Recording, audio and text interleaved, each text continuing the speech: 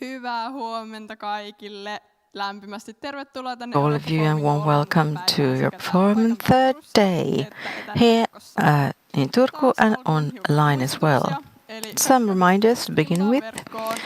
All the sessions were live streamed online and interpretation is through Interprefy application. If you want to participate in the chat discussion, please scan the QR code on the screen. And for our international audience, hi and welcome to the Europe Forum's third day here on the little stage. Let's start with a few reminders. All programs are live streamed and interpreted into English. You may access the interpretation through the Interprefy app. Kindly keep other listeners in mind and use headphones. And if you wish to take part in the chat conversation, you may scan the QR code on the screen behind me. Thank you.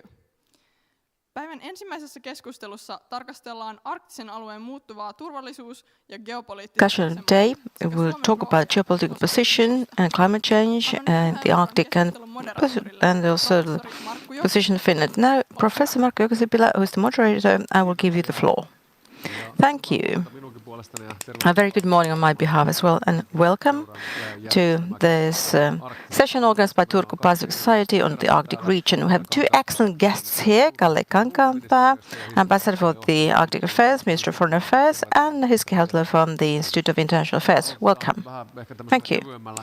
Let's start with a lighter human interest question first. Kalle, so what are the tasks for Arctic Ambassador? Well, Ambassador for the Arctic Affairs in Finland and also in many other countries, so-called having two hats at the same time. I'm Ambassador for the Arctic Affairs, senior Arctic official.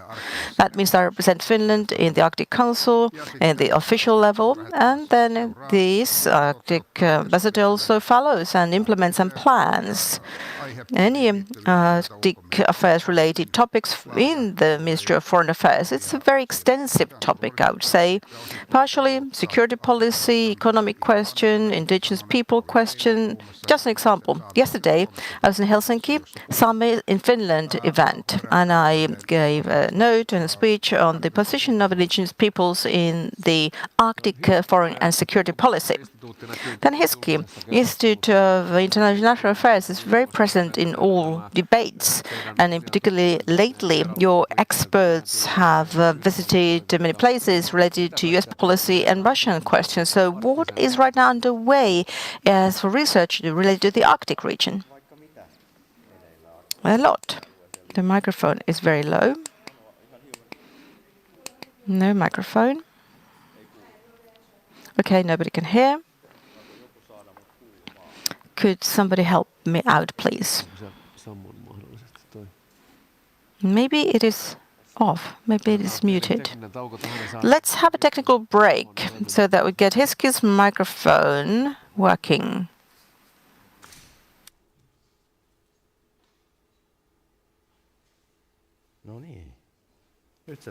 All right. I suppose it's working. Yes. Yes, we can hear you. Okay, we'll put it over there. So it's great to be here in Turku, of course, raised in Turku, and then Paasikivi Society. And our institute is really close to the society, and we celebrate 25 years anniversary, and therefore it is great to be here in an event organized by Paasikivi Society. The Arctic, very important topic to us, and we do research from many perspectives.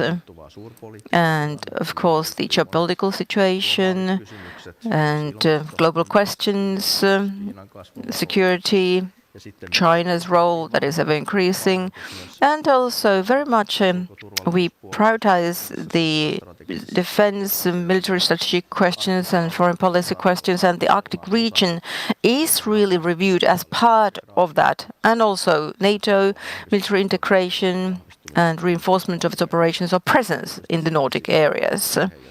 And of course, how that is affecting and is reflected the security of Finns. So it's a very extensive palette of things, as is the case in our institute for many other topics as well. Thank you.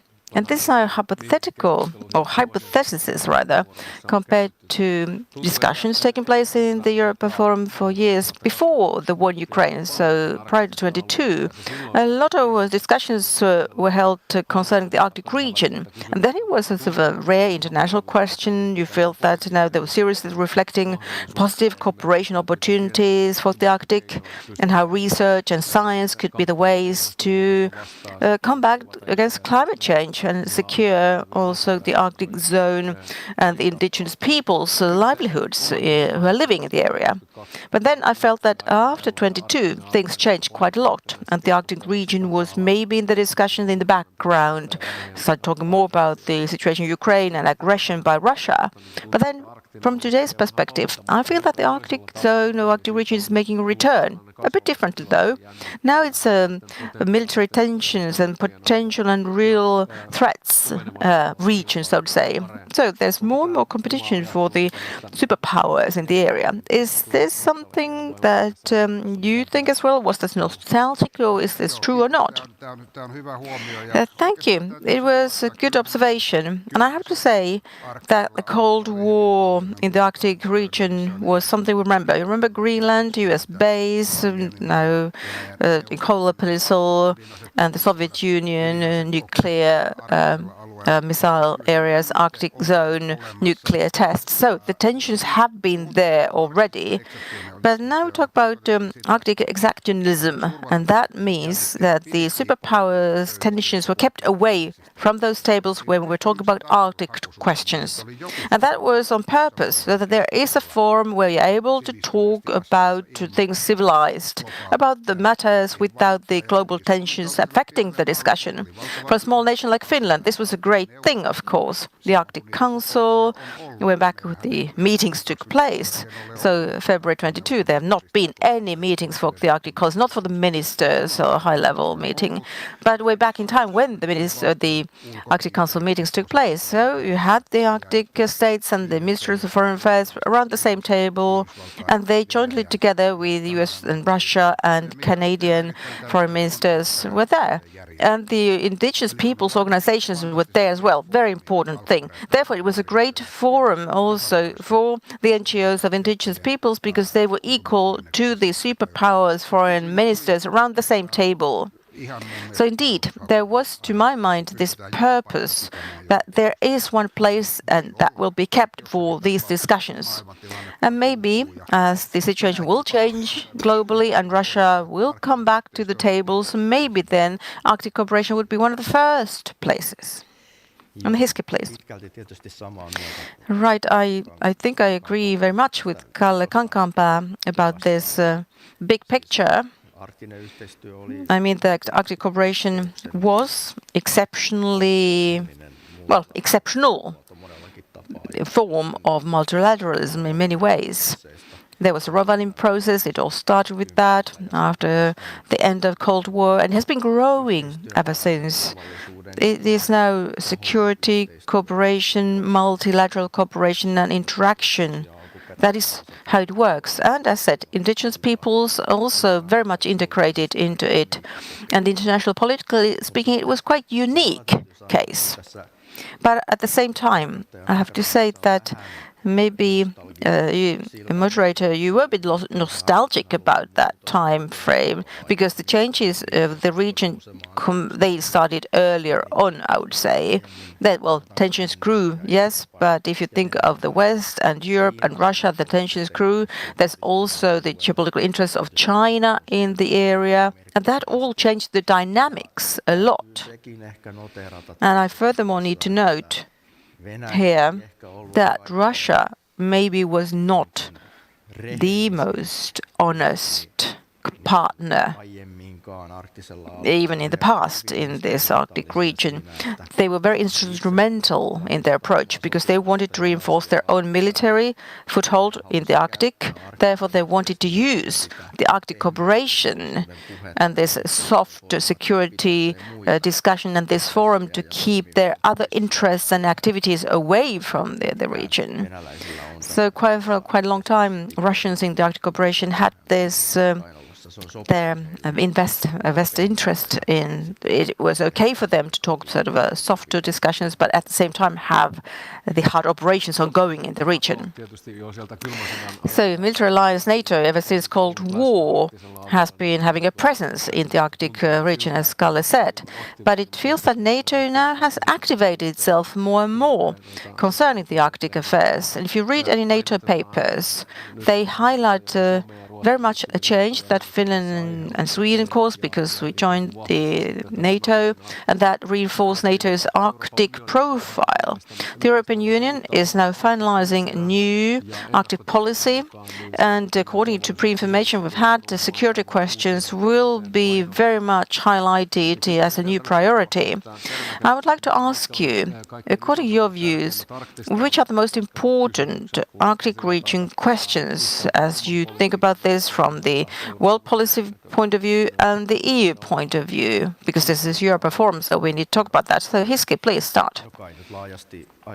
Well, I suppose from the border perspective and the framework of global policy, it's about the opening up of the Arctic because of climate change, because it will change, well, not geography, but it will change political and economic geographics, and it will have an impact on the larger superpower politics questions that will enter the area. And already today, if you think of the USA-Greenland talks, so all behind that you see the change of the big picture. And furthermore, there are a lot of sort of factors that relate to certain situations. If you want, I can talk more about that later. But on that, so I would add one thing to this triplet, that is NATO, not just superpowers and the EU, but NATO as well. For Finland as well, it's about the military geographical position in the northern part of Europe. It has changed radically, I would say. If you think of before Finland and Sweden joined NATO, we did not have a common understanding of Northern Europe and security, what it means. Finns were looking at the Karelian area, the Bay of Finland, and Swedes were looking at the island of Gotland and the eastern Baltic Sea, slightly to Åland Islands, and Norwegians looking ahead up to high north and talking about that area, how Spitsbergen is important for them and that area. And the Danes were not looking anywhere because they were doing exciting things with the USA in this very remote area. So now with this change, the entire Northern Europe, including Arctic area, form single area operations. So we understand that all our national obsessions, so to say, related to security are intertwined. They are interconnected, and now we do preparedness and we do exercises, and as part of the NATO security planning, we are part of it. And this is a big change, I would say, that has taken place in the region and also affects the Arctic region. Kalle, I'm sure you're wiser concerning EU questions yourself, but I would like to say that maybe the big challenge for the EU is to get an entry to these tables and be recognized as an active Arctic operator. I don't think the EU is really having an observer position officially yet. Okay, but it's around almost there and reinforcing its position. And now with the new strategy also crystallizing its own policy. EU is an Arctic stakeholder. It must have a role and an Arctic strategy. Yes, indeed. And in Brussels, around the Schuman round point, and also EU offices and Svantem Airport, there's NATO headquarters next to it. So now Arctic is very different now, meaning in the reflections in the buildings. If you think of the European Commission and NATO, all the structures, Arctic was seen more of a maritime dimension, Arctic Sea. But now today, they understand that it is also related to the soil. Finland and Sweden joined NATO, and then therefore NATO had now this northern area, which is really a soil area. And in the EU, interest is now getting to a higher level. Earlier, the only countries that were Arctic in the EU, Denmark and Finland and Sweden, we need to push these questions towards the EU. But now it's the other way around. We have a lot of non-Arctic large countries that are member states who are very interested in what is going on in the Arctic region. They have ideas, they want to get involved, and they have slightly different interests, though. Some countries are more into research, others are into security policy, but still different approaches are there. But we've seen this change, that other countries are now actively involved. We have the EU Arctic strategy from 2021, as Finland has one from the same year as well. And now security changes have forced us, the single states, and also the EU to update their Arctic thinking. And therefore, we've seen the change in the security situation. How do we need to prepare for it? What does it mean for us? How are we involved in this? The Arctic region is almost like a shopping window. It means that you can do things there. And if you think of North East Passage, it's the passage that goes through North Norway and Russia to Bering Sea. The Chinese are shown they want to have a presence. Russians market the route and the passage. And South Korea would really like to be also a hub for the passage traffic. But it's rather shallow, a lot of rocks. It's a dangerous passage, a sea route that is dangerous. So it may be just showing that we are here. But when the ice will melt, most likely it will be a northern, even more than the route, not that close to Russian seashore.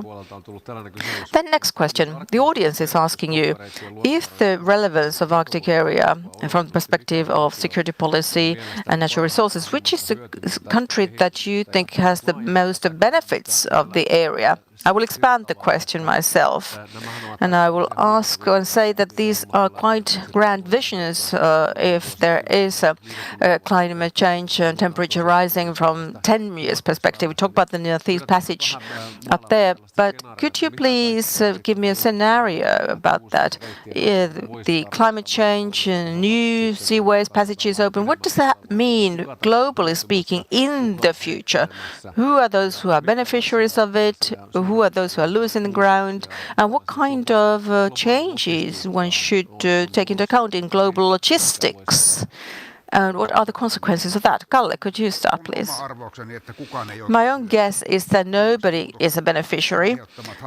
Climate change causes damages, which are great damages. So even though you have one sea passageway that opens up, it's a small thing in the big picture. Even though the ice melts, so traffic around these northern routes might be even more difficult than in the past. So at the point when the ice melts, there are going to be ice blocks, and they accumulate together. It might be very, very hard to do any maritime transportation in the area. If I think of the current situation in this Northeast Passage Channel above Canada, passing Alaska to the Pacific, or then this other way. So an icebreaker. It's easier to have 1.5 meter thick ice than 10 meter blocked ice. And I don't know if you've seen Sophie Kangasluom's excellent book. Now we are going to sail up north, and there's a great description of this passage of straits, which are very okay for maritime transportations. Then the drift ice, packed ice, that is not anymore something that can be used. And those who are lobbying the seaways, they don't know about this, or they don't want to understand this. It is not going to be easier to have maritime transportation up north, maybe even more difficult than before. And one interesting point as well about this, it's quite shallow passage, as said. It's like 12 meters of water, and a huge container ship cannot sail those areas. If they are sailing, it is a very light cargo that you can have on board. It is very hard for me to see that these passages would become like the Canal of Suez or compete with that. Heski, please. I don't know if I have anything to add to this.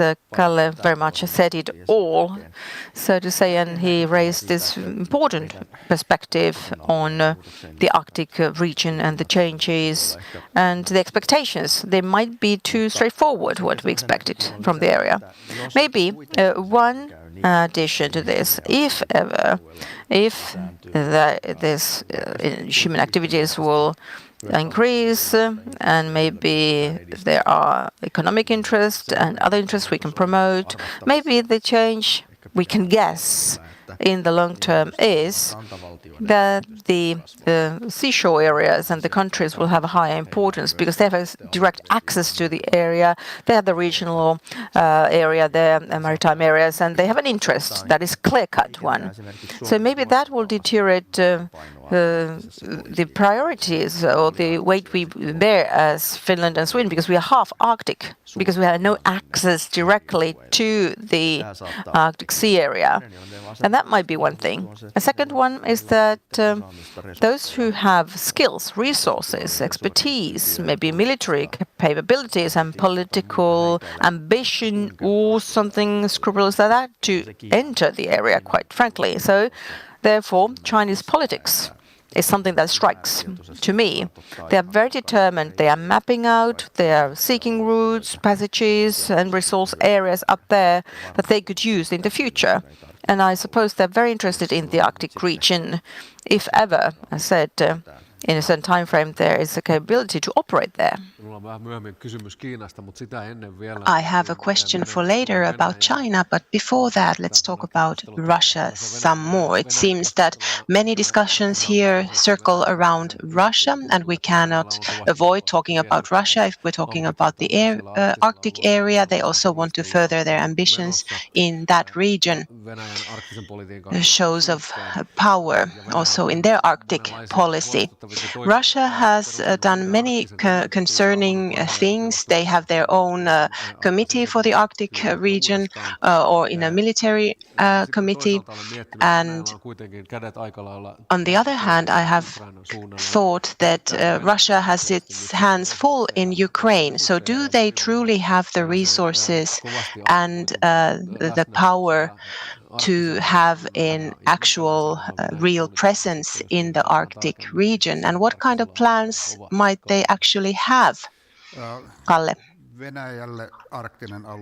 For Russia, the Arctic area and Siberia are a fundamental part of their state, and they cannot imagine their own state without these two territories.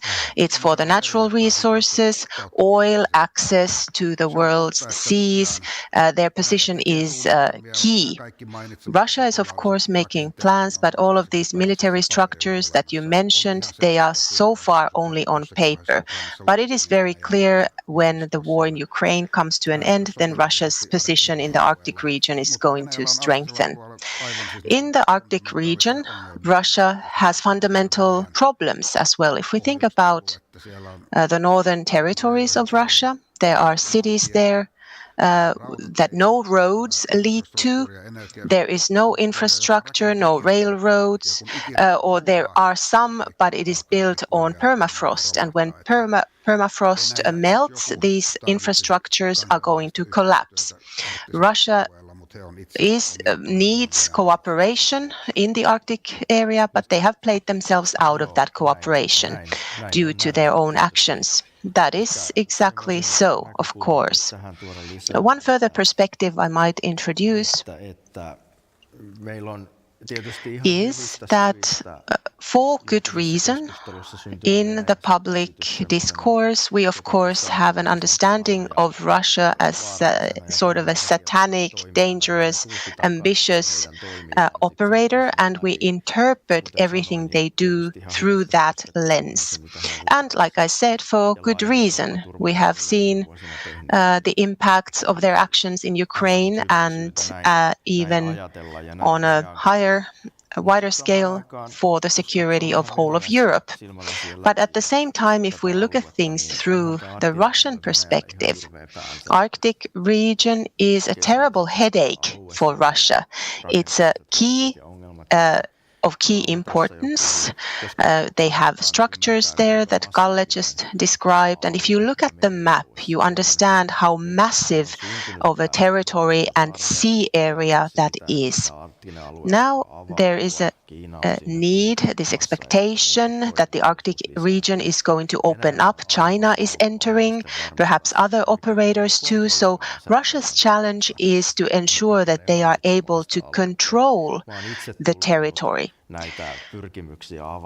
Personally, I have interpreted these attempts to open bases, military bases, and so forth in that area, not as such as a show of aggression, but as their attempt to activate their presence in the area, which really collapsed after the collapse of Soviet Union.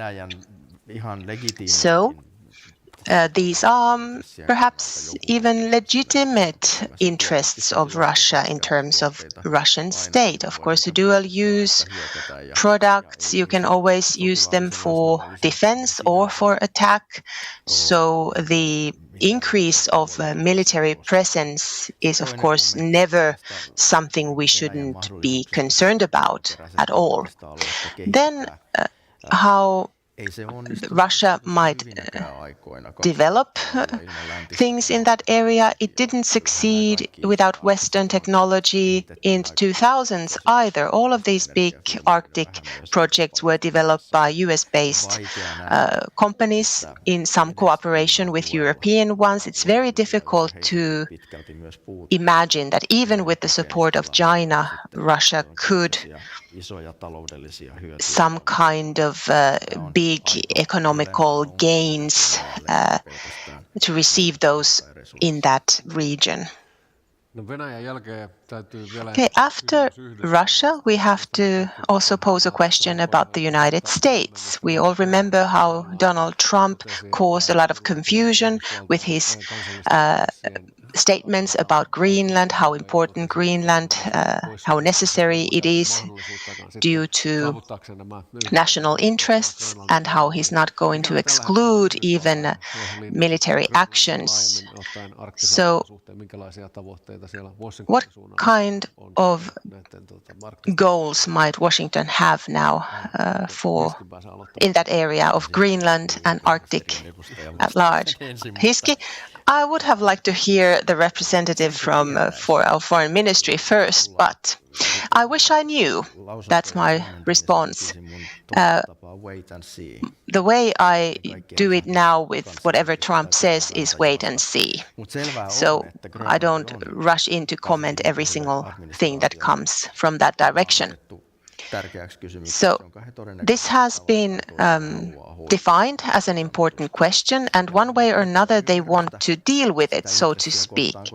I have certain understanding for that interest. I have to admit that Greenland is decisive. It is important for the national security of the United States, and they have the right to use. They have a clear interest. It's located very close to the United States territory, so they have a real interest in being able to monitor and control what happens there. But they also felt the same interest and legitimacy. They could do that with their partners based on agreements. During the Cold War, I believe they had several tens of bases there that they could use, and that model worked very well. It guaranteed their interests, but now it doesn't seem to work anymore because the current government does not lean on partnerships. They want to dominate, own, and control. And this has sort of an imperialistic tone to it. And it, of course, challenges both the traditional logic of NATO partnerships and our understanding here in Europe what equality and international decency is all about. I believe in the US policy in the Arctic area is the US Arctic policy, and then we have President Trump's Greenland policy, and these two are separate things. The United States clearly has certain interests, economical, security-wise, and they are investing in those. United States is going to appoint an Arctic ambassador. They have not had anyone in that position. They have two people. One is the senior Arctic officer. In Finland, it's one of the same, but they are going to have two, an ambassador and the senior Arctic officer. So the ambassador is going to be someone who has his background in economics, in military, defense, so a completely different type of a person than the Trump's Arctic officer who comes from the real estate background. So these different layers exist. And since the 1950s, the US has an agreement with Denmark where they have these opportunities in Greenland, for example, to open new bases. Greenland welcomes American mining companies. They have environmental legislation. They have certain restrictions. If you open a mine, you have to hire local workforce, for example. So American mining companies could easily enter Greenland, but it's very difficult, it's very expensive. If someone opens a mine there, first they have to build a port, a deep harbor, and then you are operating in difficult winter circumstances. It's not easy, even though minerals are bountiful there. Okay, China's interest in the Arctic area. We have seen some Chinese vessels in the northeast sea route. So China's contact to Russia offers, of course, more opportunities to operate in the Arctic region, and clearly there is some kind of cooperation going on between Russia and China in terms of the Arctic region. And so we don't know more details about it yet, but we need to consider it as a possible scenario. So how do you see this? Do these two states have some sort of common Arctic interests? And if they do, how should the European Union or NATO prepare itself for that? Kalle? In my opinion, the cooperation of China and Russia in the Arctic region is only an intermediate phase. China has their own interests. They presented it clearly in the 2018 political paper they published regarding Arctic region. It received a lot of publicity that they have invested a lot in the administration of the Arctic region, Arctic matters there, and that was like a red flag to Arctic area region states. They are trying to arrive at a situation that they would not be dependent on Russia when they enter the Arctic region. The scientific community says that in already 2050, the North Pole is going to be ice-free during the summer months. Some say it may happen even sooner, and I think it's quite clear that China is trying to enter the transpolar route, not so much the northeast sea route. And for that, they need icebreakers. And China, who wants to be a global state, a global economical trader, that is their first choice, in addition to natural resources, of course. We agree so much, Kalle and myself, that it's difficult to get a real debate going on here. I pretty much agree. I was following Russia's discussion on Arctic matters, and the very strong impression I got was that Russia is not excited about China entering the region. They would prefer to keep China at bay and first ensure their own footprint in the area. Perhaps this is a reflection of the relative weakness weakening of Russia's overall position, and Russia is forced to sort of set their own Arctic interests in relation to China's expectations. And I believe for this reason, the so-called common interest base is probably quite thin, because it is not really based on a common understanding what they might want to achieve together. And if any shifting happens in their positions, this all may change, unless Russia completely needs to place itself in China's corner. We cannot exclude that either. So in Russia, this Arctic strategy is being rewritten. I have considered also in the EU is writing its own Arctic strategy, and a lot of dual transition, battling climate change, green transition.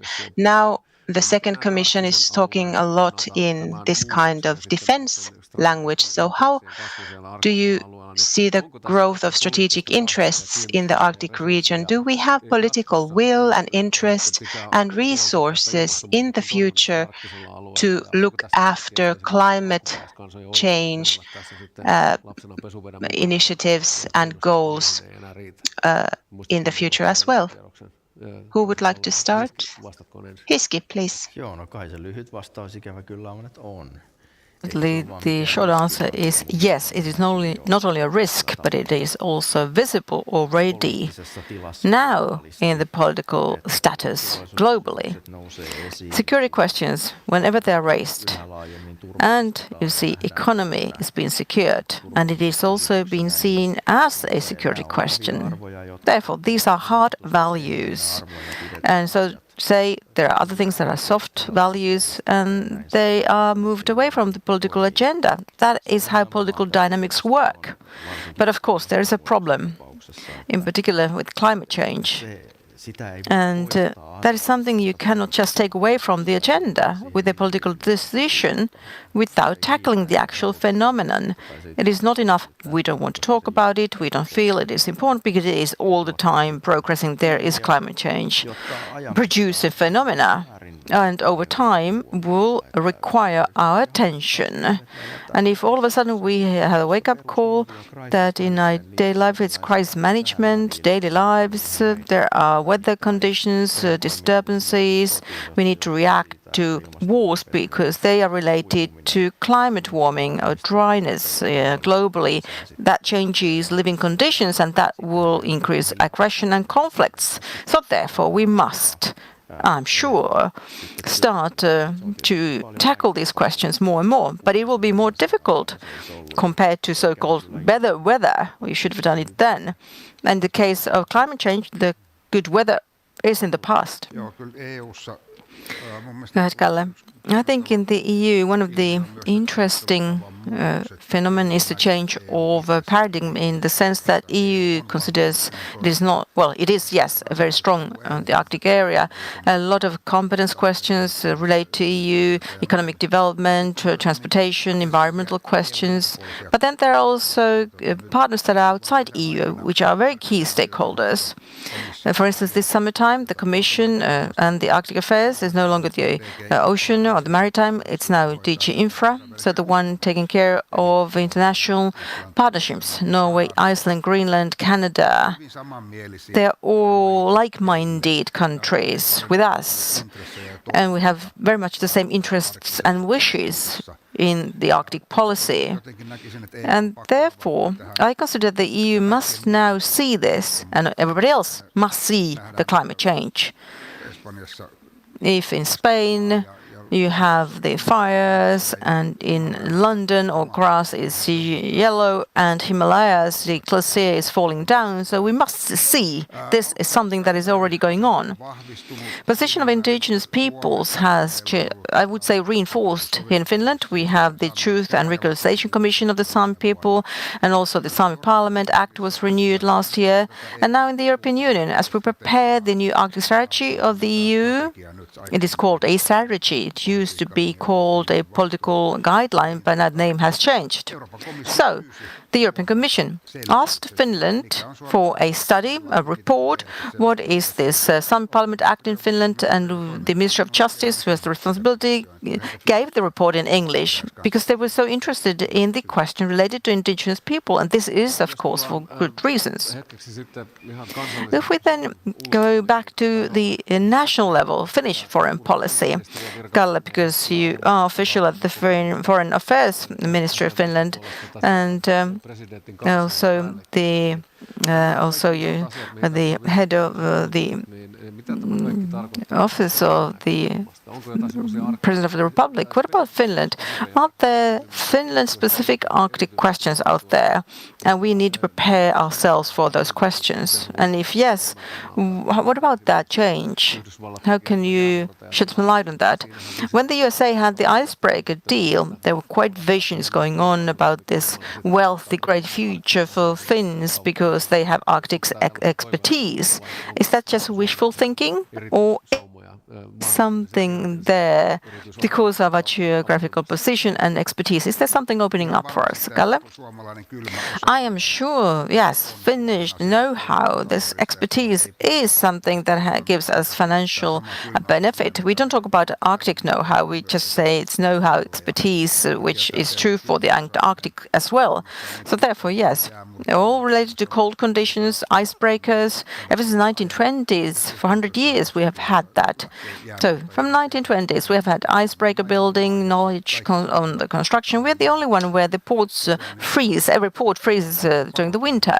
And that has, well, made it for us a mandatory thing to do. And then infrastructure. Helsinki, Turku, minus 25 degrees centigrade, plus 30 in the summertime. You see this big difference in temperature, and yet everything has to function well.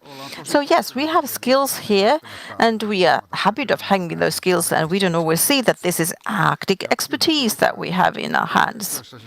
So we do cooperation. So we have Ministry of Foreign Affairs, Ministry of Employment and the Economy, all key stakeholders. We are there together to build a cluster for Finnish expertise so that we can export that. There are all the time questions that are sent to us. If I go to any Arctic conference globally, there are major delegations who want to talk to us and ask about the Finnish cold technology expertise and who could I contact. So if there's something positive about this big picture, then it is this Finnish industrial design engineering expertise. And then Hiski, please. Thank you. I think the energy lately has been focusing on, for good reason, on military security questions. And I think we have been forced to update quickly our military geographical map of the world. All of a sudden, the Arctic region is a very relevant area to us in a new way because of NATO integration. That changed the big picture. And the operational environment for us, and maybe also the role of Finland was changed as well in the big picture. But I believe that on top of that, we just need to open our eyes and see that there is this more extensive geographical situation that has changed.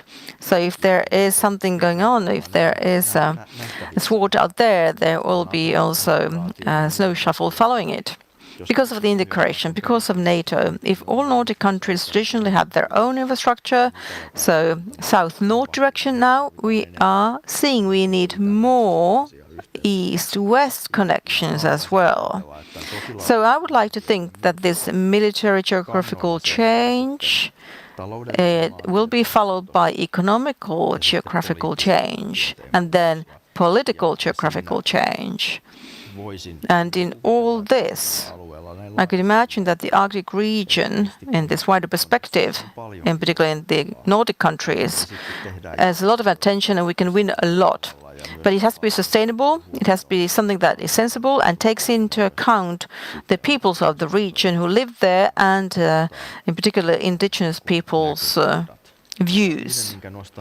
And I would say one more thing. This is related to the expertise in cold technology, in particular the winter conditions. The cold climate actually favors construction of data centers.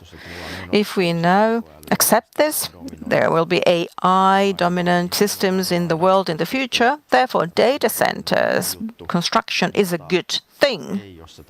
But it is not if it's only with American money. So there should be the capability to invest into domestic or European or joint Nordic capabilities so that we will be on board when the change happens. Interesting maritime question coming from the audience. It says that in maritime, the Baltic Sea challenges are the same as the Arctic Sea up there. Could there be sort of this Swedish maritime system become more Arctic? Yes, interesting question, in particular thinking of icebreakers. I would say the conditions of the Arctic Sea are different, and not all the partners always understand that. We have the Gulf of Bothnia is very much on ice, but the Norwegian coastal line is not frozen. So when you go to Spitsbergen and up north, when you see real ice. So icebreaker question is interesting. Von der Leyen, President of the European Commission, also has been speaking about this. She has a vision that EU must have joint, so common icebreakers. But then the question, where do you need them? How do you use them? Who operate the icebreakers? We need that for the Baltic Sea, nowhere else in the EU area. But they can be used for many other purposes, like multi-use for anti-oil spills or undersea observation or mending, fixing things. And there are other alternatives. You can do a lot of things. So Finland, Sweden, we do have special expertise that can be used. We have icebreaker capacity, and now we have agreed that one icebreaker will be for the rest of the year rented out because it will not be needed. So in spring we will need it again, or winter, springtime. So we have expertise, and Finland has also design of icebreakers, engineering work, which is top in the world. Nobody else can design an icebreaker with the skills and expertise and experience as Finns. Somebody might copy an icebreaker that is designed in Finland, but if you think it's for the Bothnia, Gulf of Bothnia area, it will not be working the same way for other type of ice out there. So these are very specifically designed and tested for the actual purpose they were designed for. Hiski, please. Oh, that was such a quick question, and it's not my expertise, so I need to be quiet. Once I need to be quiet. I allow that. You're a member of the panel, and anyway, the time that was allocated is about to end. One quick question before we finish off. We have the parliamentary elections coming up next April, and after that there will be a certain group of people at the House of the Estates to draft the governmental program. And could you please give me some greetings? So greetings rather to the political parties for their political elections campaign. What are the Arctic questions, or should the Arctic questions be in the campaign? And if yes, what are the actual topics that the next government should have in their plan and program for the Arctic? Hiski, I don't think I have at that detailed level any capacity to really write down what should be the next governmental program. I think the big question for Finland is how can we save this country, if you allow this dramatic wording? How can we save the country economically? How can we save Europe? And also, not by just Finns, but by Europeans. We need economic growth. We need capability to be on board with the development of technology. The Arctic region has an absolute important role to play. And I do hope that they would seek solutions and maybe also new openings, but also having the backbone of the traditional strengths we have, but be sustainable and integrate, include people. And that would mean that there is a voice for the people who live in the Arctic region. Not just have mega projects with large budget and have resource, but then the money flows to south. So this is something that I would like to see that is reflected in the next governmental program. Kalle, I'm state official, so I cannot give guidance to political decision makers, but maybe the other way around. When I talk to members of the parliament, no matter what political party they represent, they all share the idea that the Arctic area is very important for Finland and it has to be very much integrated in the next governmental program. No matter whether they are from opposition or from the government, the same message is clear, and I'm happy with that.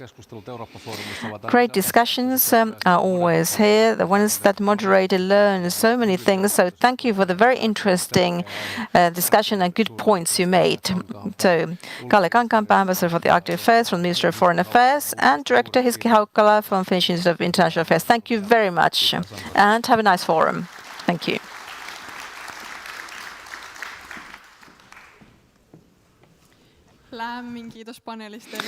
Thank you very much, panelists, for the interesting discussions. And we will continue here on the stage at 11 o'clock. And we will ask what will happen to jobs and competitiveness in the turmoil of geopolitical competition. And until then, the cafe is open and there are snacks available and drinks as well. See you soon.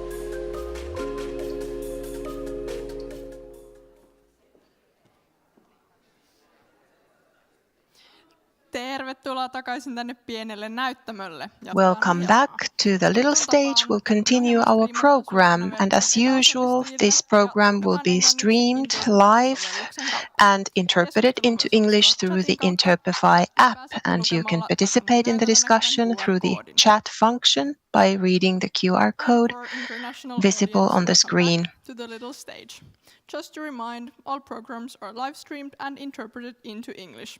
You may access the interpretation through the Interpify app.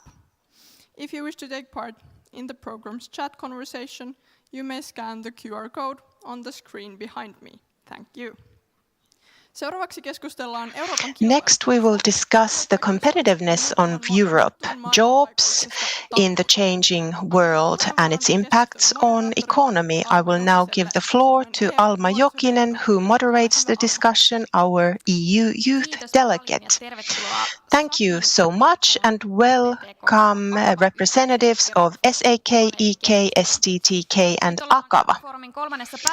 We are on the third day of Europa Forum, and the forum has been surrounded by very familiar speeches by security and geopolitical situation, but those tensions are not only on the level of diplomacy between the relationships of states and countries, but they have become very concrete in the job market and the economy. When these things don't function, companies are no longer investing or supply chain are disrupted, then we feel the impacts on the jobs, whether new jobs are created or whether the current ones are maintained, whether companies can succeed in this very uncertain environment, and what type of action is needed in the future. The European Union is an important framework for this. The Union confederations all publish their own thoughts on these, and Finland is a small operator, small economy, but as part of the European Union, we are also part of the EU's internal markets. And today we will be looking at competitiveness in the eye of global storms. My name is Alma Jokinen. I'm Finland's EU Youth Delegate, and I will be moderating this discussion today. We have many experts in the panel. Jarkko Eloranta, President, the Central Organization of Finnish Trade Unions, and Minna Helle, Director General, Confederation of Finnish Industries, Else-Mai Kirvesniemi, President, the Finnish Confederation of Professionals, and Pia Rekilä, Growth and Employment Director, Confederation of Unions for Professional and Managerial Staff in Finland. So, because I am in the presence of such experts, we will jump straight into the solutions. First round, everybody gets to reply to this question. What should the organizations do differently? What should EU do differently so that we, among all these changes taking place, also new jobs would be coming our way? If I begin from here, it is clear when we think about the competitiveness of the EU, we have to realize that we haven't completely lost our competitiveness. The EU has a lot of strengths and we need to build on those. But of course, currently we see the kind of developments in the world in terms of technology in the US and China, and this requires action from the EU. Second question relates to regulation. From our perspective, that involves also some risks in terms of environmental regulation and workers' rights, for example, and I do hope that the EU doesn't lose its core, its values in this tough international competition. In the future, in the next 5 years, what should we do then? That was the question. I feel that a tighter European cooperation, common investments in the central challenges, whether in the area of energy or technology or in some other questions that we will certainly return to in this discussion, are needed. We also arrive at a question, where do we find the funds for these investments? At SAK, we feel that we should have the ability to also be able to do these projects that are based on common funding, but we feel that in this economic restrictions and related to certain challenges that in this global situation make certain things difficult, for example, in terms of environmental questions. Okay, as Jarkko said, there are a lot of good things in Europe compared to China or the United States, for example. We should always keep in mind all the good things that we have in Europe, the way we get to live here. But I would like to point out that Europe should be bolder in giving in to a certain degree in their cohesion politics. So when we estimated how the cohesion policy has worked, in certain ways, yes, Poland is richer now than it used to be, but we haven't been able to tackle the real problems. For example, in Poland, certain cities are growing and certain areas are becoming poorer. So with those tools, we have not been able to tackle certain problems in the cohesion policy.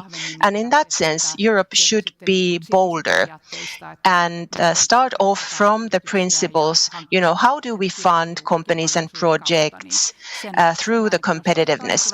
And that's one point I would like to mention. And the second thing, with cooperation, it's impossible to progress.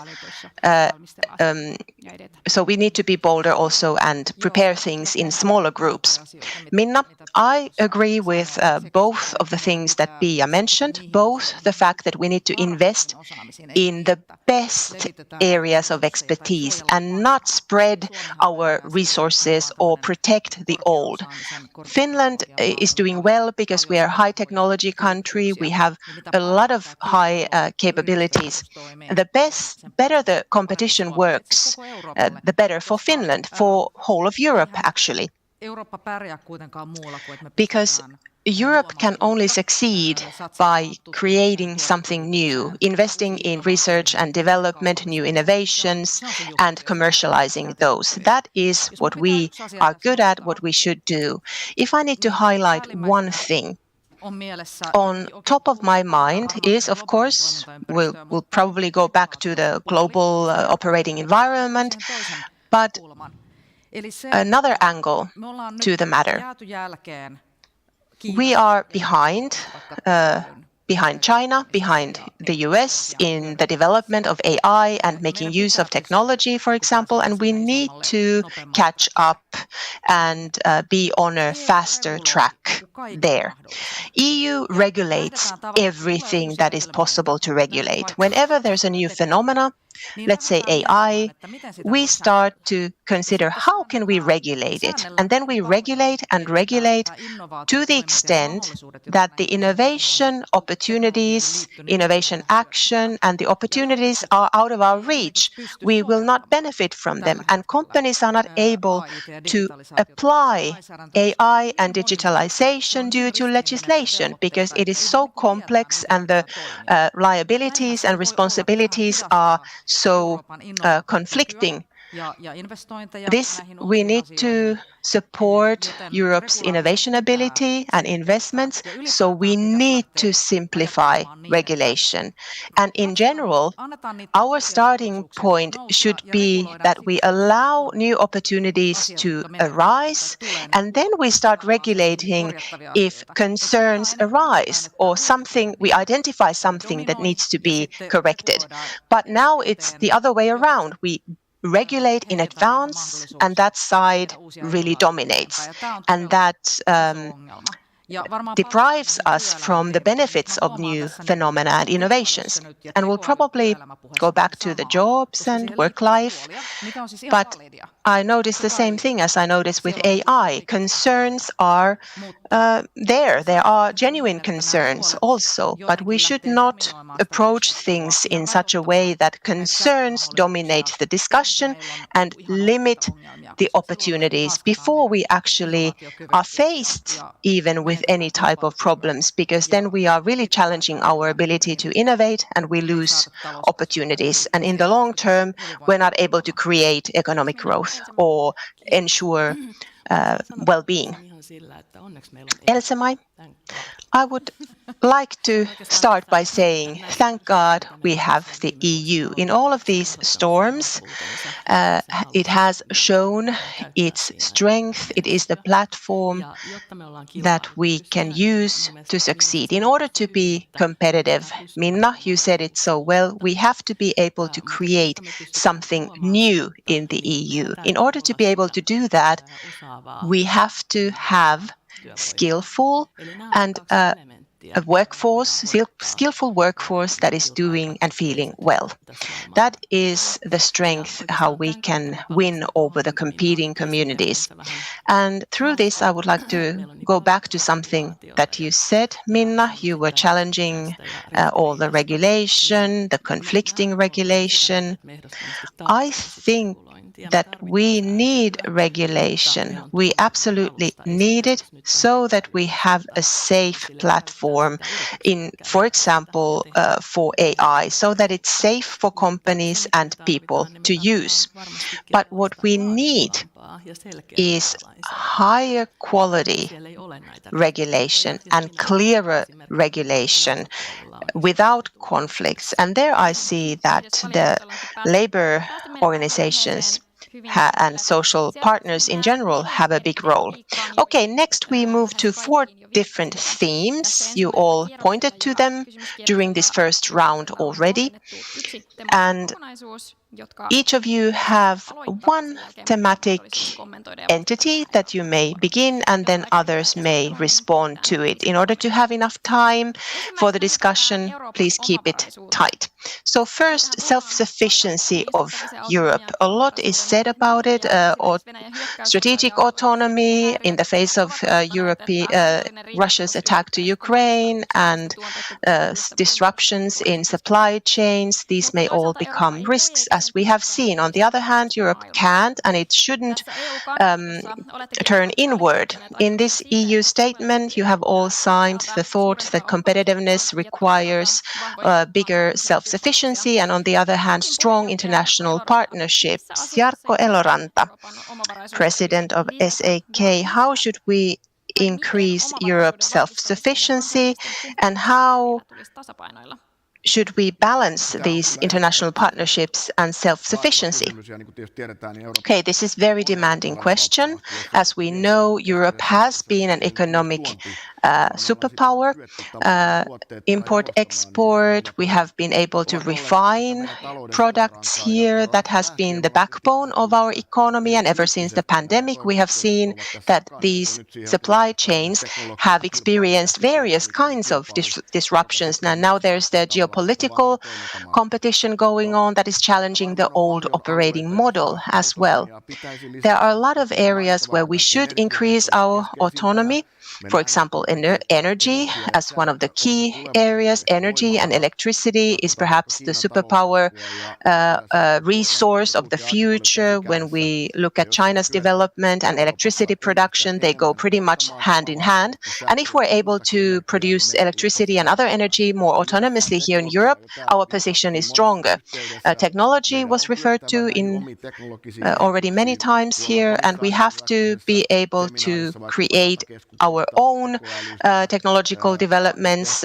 We have heard about AI factories and data centers and so on. These are all things where we need to have our own production. We need to be able to develop our own technology so that we have control over it. Then also different raw materials. In mining and minerals, Finland has its role. Medicine, healthcare, those are also areas that have experienced a lot of challenges in recent years, so a lot of examples. But also, all in all, we should organize these things in such a way that Europe would be self-sufficient, autonomous in respect to the rest of the world. That is fiction. That is the product of imagination. We do need a trustworthy, credible partnerships. We need to decentralize our supply chains and our economic partners, free trade agreements to India. Good work has been done there.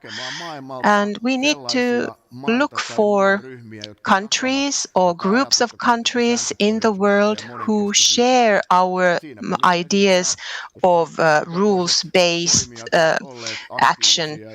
And of course, our own president has also presented these ideas. And yes, we need to create these connections and promote them in the EU. In the north here, we particularly, I think, have the idea that we need partnerships. We have other countries where they feel they want to be autonomous here in Europe, more and more so, but I don't necessarily think that's realistic or perhaps even a good thing in the long term. We need to also keep in mind what's going to happen in the future and not turn inward. Well, I would like to point out circular economy. That is one area where we are underperforming. 17 member states, Finland included, have received a remark or notification from the EU that we haven't been able to implement that directive, and it seems that Finland is not going to achieve those circular economy goals. And there's still a lot of potential there to find solutions for circular economy. And it's wonderful to be able to enter new commercial markets, but then some countries become worried about Argentinian meat entering the European market. So we need to better understand what we need to protect in Europe, but on the other hand, be brave and enter new markets and bring new partnerships to the table. So we need to balance these two things continuously. I do notice here, when I listen to Pia as well as Jarkko, that we think a lot along the same lines, which is great. That is why labor organizations have been able to cooperate. Of course, in the working life matter, we may have a slightly different perspectives, but Jarkko described it really well, what the status quo is. We do need partnerships. At AK, we are promoters of free trade. We don't want any restrictions, any state subsidies, or anything like that. That would be the best situation for us. Finland would succeed as a small, high-technological country. Now we live in a country with trade restrictions, a huge state subsidy competition going on, an investment competition going on, and we are playing with small coins here.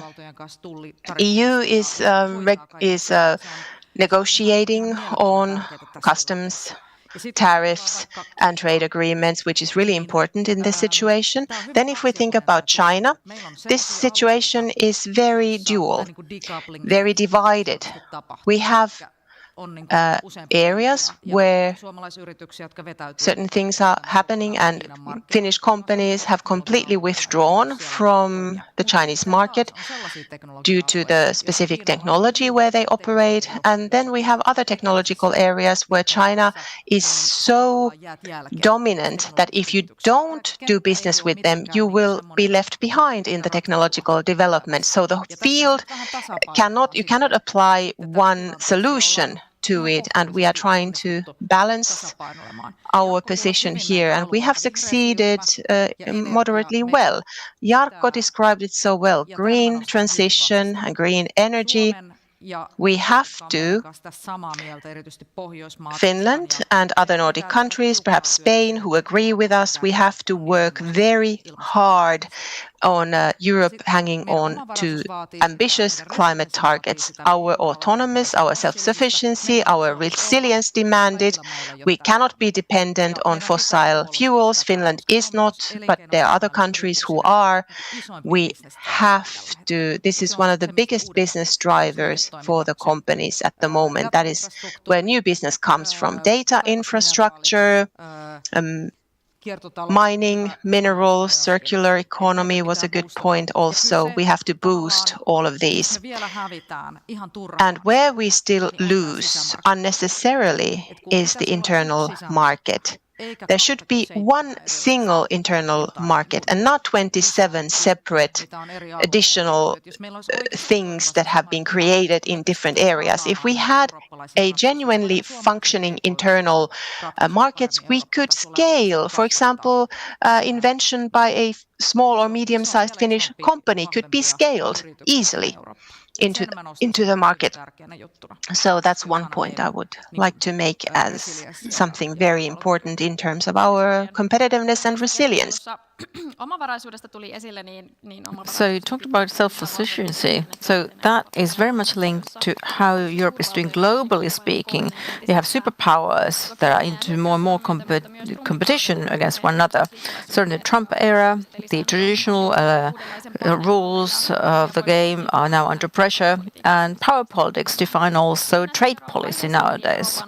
Let's move to the next topic. So, in the midst of power politics, President of Director General of EK, what does that meant for Finland and European companies? How could you secure the established and new companies' prerequisites to operate here?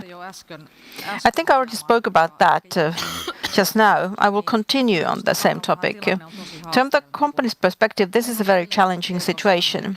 Yesterday at EK, we had an entrepreneurs delegation meeting. It is an organ that represents SMEs.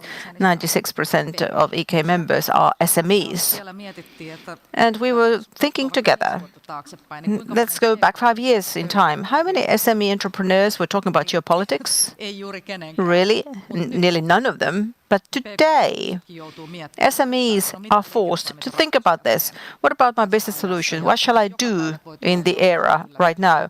There could be new surprises every day, and they need to adjust to that. This is very challenging for them, for companies. But somebody will manage in that, and there are a lot of strengths. But I spoke at length already, and I spoke about the strengths, so therefore I might give the floor to others. Thank you, Esmai. Thank you. And Minna, things that you said earlier on, they are very important points. And if you take into account the geopolitical situation prevailing currently, we talk a lot about geopolitics, technology, innovation, economy. These are hard, large values. And I want to bring up to this discussion the small individual. We are not companies, we are people. There is no innovation without people. And even though you said there might be some differences in labor life questions, but still, it is very important to talk about all of this in order to find as much as possible common nominators, and in order to get that development into labor life. And I still think that only with skilled, well-being workforce, you are able to get competitiveness into Europe. I fully agree with you, absolutely. If I may continue, power politics and things that Minna brought up already, one perspective is related to defense and security. Certainly, that has been now taken up, has a new relevance for the last 5 years. And we know that from the public debates, but we know that also from funding and all these investments made into defense. On one hand, it is about the USA withdrawing itself, and now Europe must take its own responsibility for its own security. And we know how aggressively our neighbor is acting. And that means the question is related to increasing autonomy, so that we are not at the mercy of others. So, not in production, not in producing the means of production. And here in Finland, we have good development by companies, but we need also common European inputs here. Minna referred to 27 internal markets, but we could have 27 also defense acquisition projects or solutions, and we know problems caused by that. So we are wasting resources. We're not getting the best potential out there. Therefore, we need more European approach to tackle the challenge. And then maybe this is a bit boring thing to say, but in this geopolitical situation, the military power and capability does have relevance for the companies, not just in Europe, but also outside Europe. Europe. It is quite cruel game in that regard. I don't wish at all, I don't want at all to be living in this kind of a world, but it looks that we are living in that kind of a world. There are interests being secured very aggressively by all means available. And I have some extreme examples, and I don't want to believe that Europe will ever use that, but there is capability and preparedness that has to be at another level than before. Okay, power politics and security discussions. In that turmoil, Europe has been talking about competitiveness as well. And the MFF budget, there is now this competitiveness fund that was proposed that is at a high level. So next topic is competitiveness, but from the perspective of climate change. So the labor organizations who have given a statement together, talk about climate change and security and competitiveness, and that this is now should be strengthened by EU and also be more autonomous and have better economy. So Pia Räkkilä, you're in charge of growth and employment. How can you make this work in practice? How can you combine these factors like competence and others? What does that require from the labour market in Finland and elsewhere? I think they are already automatically joined into one, because Etla Research Centre has made a report on emissions trade system in Finland, how that affected competitiveness of Finnish companies, and there was improvement taking place. It made it more efficient for the Finnish companies to develop themselves and enhance digitalization. So emissions trading system caused that, and through pricing you find solutions. So that all improved the Finnish companies' competitiveness. And certainly now, today, the challenge is because of the emissions trade system is now under turmoil in Europe. So we need to try to make sure that the message is heard in Europe that we should hold on to the emissions trade system. It might be slightly tricky. I was referring to circular economy, because that is an area where Finland has not done all the lessons it should have done.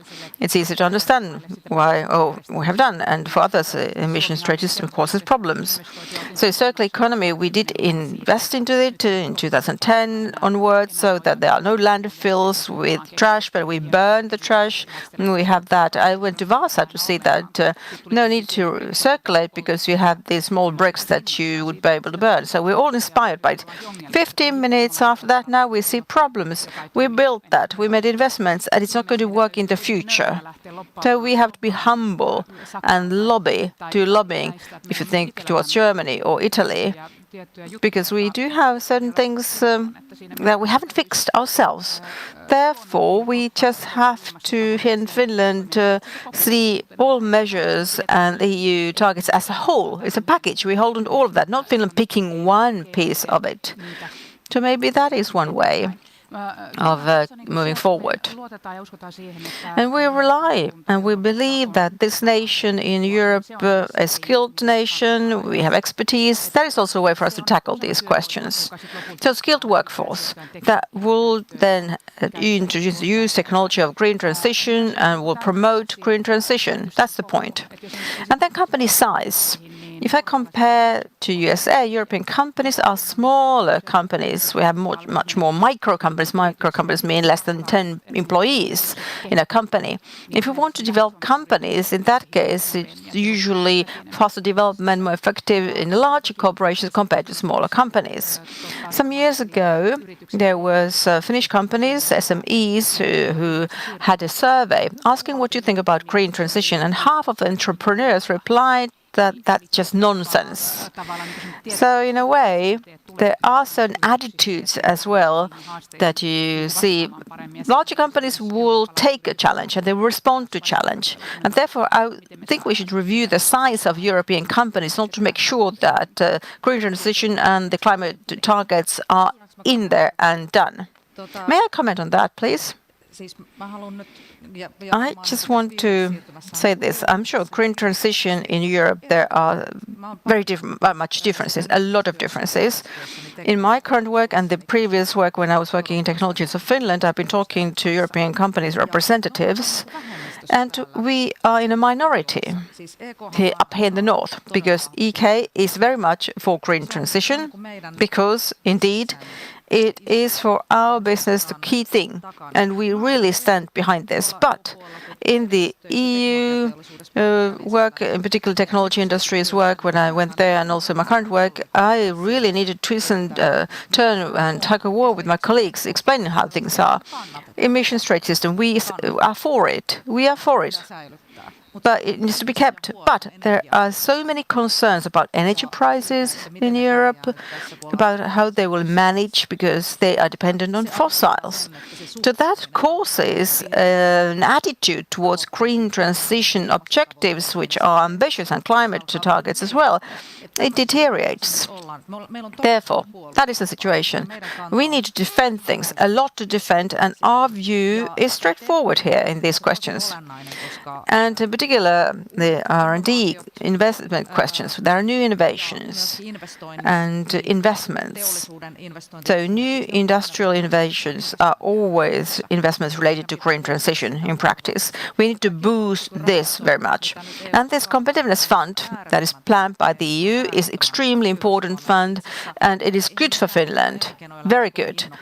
And in business life, we're not that enthusiastic that the budget of the EU will be growing, but if it takes place with certain conditions, that the competitiveness fund will get more funds, clearly much more, as is proposed by the Commission, and then more, then it's worth it, as young people say. Because it will take European competitiveness ahead. And as Pia said, wise words, that it will take place and it's market-driven, company-driven. And those good solutions need to be taken forward. We need to build ecosystems with SMEs and not to protect something, one country's old structures or solutions which are no longer viable in current world. So how to direct your money, that extremely important thing. You need to renew things. If you may, I could continue. One point in green transition that we also second, and the whole labour organizations in the future, is that we make sure that it's fair. It is a just and fair transition. You said quite early, skilled people, but new technology needs new skills, and there you need to have the opportunity to train yourself to a new sector, because there are jobs available in that other sector. We also need to have good coverage of social security system that will take you over if one reason or another makes your job disappear. And that is also acceptability in the society and politically for green transition. It's related to that because we are facing it. And I can agree with you, Minna. It is true that here up north we have quite good support. Could be more, but we do have support. But there are other countries where there's no support. And the current situation has now increased the discussions, saying, should we waive the target set by EU? And again, employees, we also talk about that. But the message in Finland is, no, we will hold on to the targets. But of course, it has to be a fair transition at the same time, so that there will be acceptability for it. But at the moment, great pain is around. Luckily, we don't have coal mines, so we have green raw materials in Finland, so we don't have that curse here. Therefore, our starting point is a good one. And now we just don't need to, de-accelerate. We need to accelerate. And we see in China is accelerating. And if we are lagging behind in technological sense and otherwise as well, we're lagging behind, so the hangover will be worse. And hopefully that is not the case in the future. Thank you. So these powers of change, technology and green transition and geopolitical uncertainties, they change the jobs in Finland, what kind of jobs we have and how we work. And we've seen that core of Europe is the ability of labour life to adjust to changes. So social partners, nationally at the EU level, you play a major role. But now we would last topic, which is social partners and Europe. SDK Chair, President, SDK, what is the role of social partners related to competitiveness in Europe?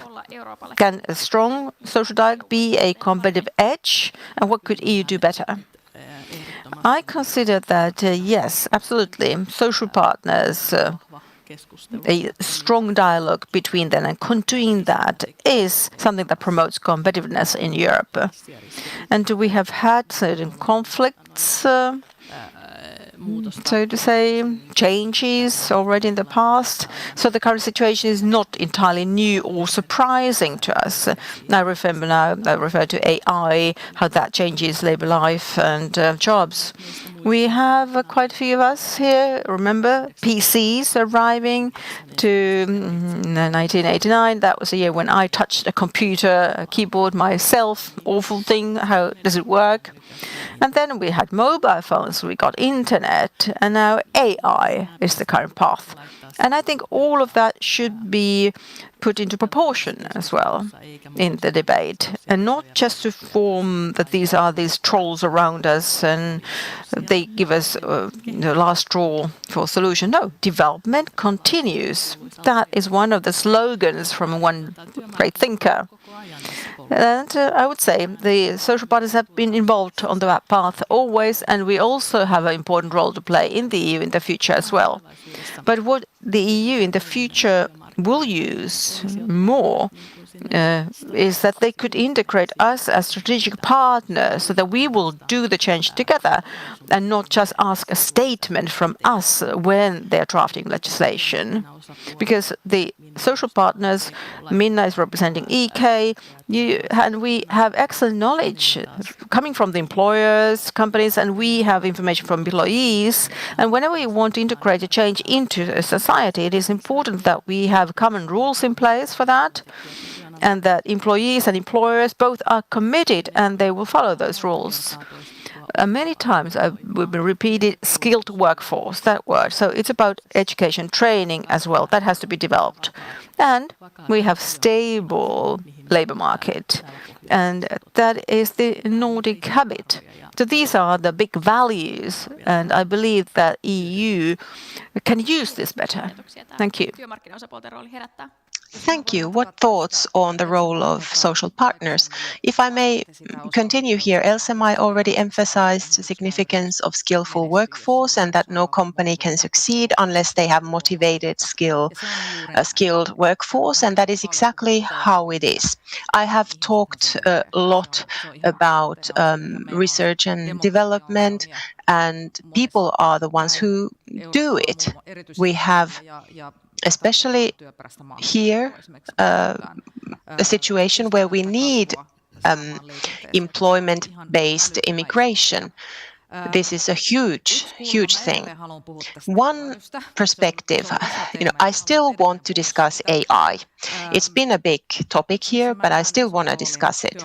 One place where I feel social partners, and especially labor organizations, have is managing concerns. We can clearly see as the opportunities and possibilities of the AI slowly start to open up what can be done with it. It's not only about what can be done with AI, but we should think about transformation. What can we do differently? What can we achieve with it? That brings competitiveness. But in order to create competitiveness, it requires that people's capabilities to do this exists in the companies.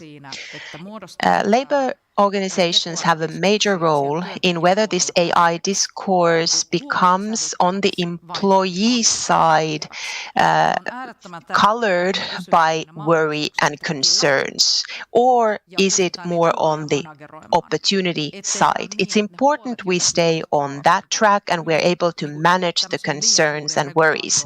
And we don't want them to grow too big, either because regulation, or it may lead to a situation where the AI development stops. We cannot afford that. If you think about societies and companies who are in the forefront of the AI, or the ones who haven't even gotten started with it, which one do you think will succeed better in the long term, in economy and in maintaining well-being? It's quite clear. It's the ones who are in the front lines. And in Finland, we need to tackle this. And we have discussed that a lot with Jarkko and Else-Mai hoidetaan. So how to tackle this? Let's do it well. As a former conciliator, state conciliator, I always remind people of managing concerns. Okay. As Else-Mai said, social dialogue is at the core of Europe and the EU. It's in the fundamental agreements. It is the foundation for solving issues in the job market or in any questions applying to the employees and workers. That is the European strength. That's how we build European resilience and the resilience of nations, as we have done in Finland. And this is a value we should not forget. Even though we are experiencing a lot of pressure, we have detached ourselves to some structures, but in the long term, it is not a sustainable model. I would still speak for that. And when we talk about AI, as Minna said, how to manage the worries and concerns, they are managed by involving people, engaging people in this work. That is the only way to make them see that they have a role in it, that they can benefit from it, and that this is a common project. As we know about developing working life, when we further things together, it also produces the best results for the company as well-being at work and as many other benefits. And it's not only the labor unions' role to manage concerns. We need strong social security system. We cannot be in the sidelines here. I agree with that. We cannot throw the people to the wolves, so to speak. That is not in terms of the society or economically not going to produce anything positive. Thank you. Today we have discussed how we can strengthen competitiveness and how the labor markets in Europe should adapt to the time of these geopolitical tensions. Finally, let's turn our gaze to why we do all this and what can the European cooperation enable for us at its best at the labor markets. So a quick round, what makes you believe in the European cooperation and why is it so significant for the labor market? Well, no one can solve any of these problems alone, simply for that reason. And these existing crises have shown that in Europe we do have a common value base that we can then establish this cooperation on. What we need the EU for, I have to present important cornerstones. We have the common values in order to create equal working life. We in the EU also have to make an effort for it. We need to engage our full workforce potential regardless of gender. So we need to do more for work-life, free time balance and family life, and through those means promote competitiveness. Minna, I agree completely what Else-Mai said in the beginning. Values, that's also what I would like to highlight. The common value base is extremely important. In these times, I'm extremely glad that I am a European. Cooperation as the second. There's still a lot to do there. We need truly a genuine internal markets and so on. So values and cooperation. And a third one, as a challenge for all of us. We have that common value base, but at the same time, when we look at the political discussion in Europe, it is very polarized. So extreme movements in different places in Europe are receiving more and more attention. France's development, Germany's development, political discussion is quite polarized. In Finland, it is not yet on that level, although we do see it here as well. So in this time, we have space for societal actors who are able to build bridges and present solutions, present actual solutions, and are able to conduct and engage in proper dialogue. That is what I want to do at the EK as well.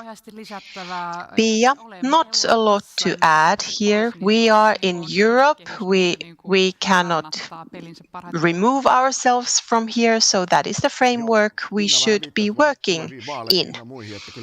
Jarkko, Minna referred to the upcoming elections. We do recognize that due to different national states elections, we have risks also, but we hope to see a more cooperative Europe in the future that invests in common matters. We don't do all these things just in order for our companies to succeed, but for us having a good life, and we want to contribute to that.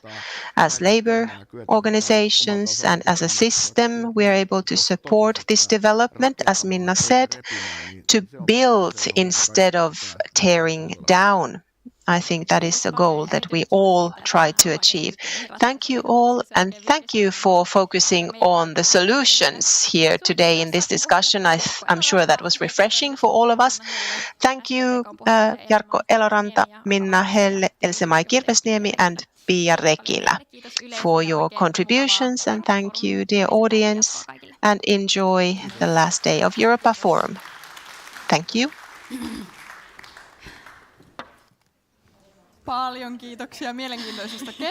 Big thanks for a very interesting discussion. We'll take a short lunch break now, and the program continues at 12:30 on this stage at Europa Café in the second floor. You can find some small snacks, and restaurant Viides Näyttämö is offering lunch. See you soon.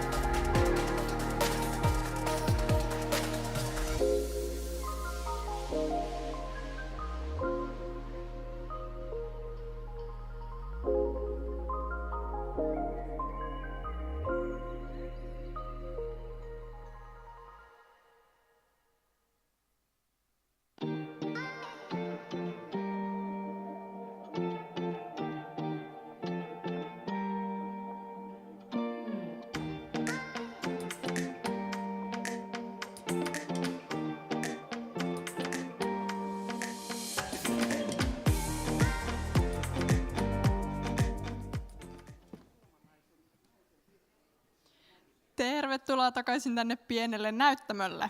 To the little stage. And as usual, we shall stream this session online and also interpretation into English through Interpify application. And you can participate in discussions through chat, and access chat is by reading the QR code behind me. Welcome back to the little stage. Just to remind, all programs are live streamed and interpreted into English.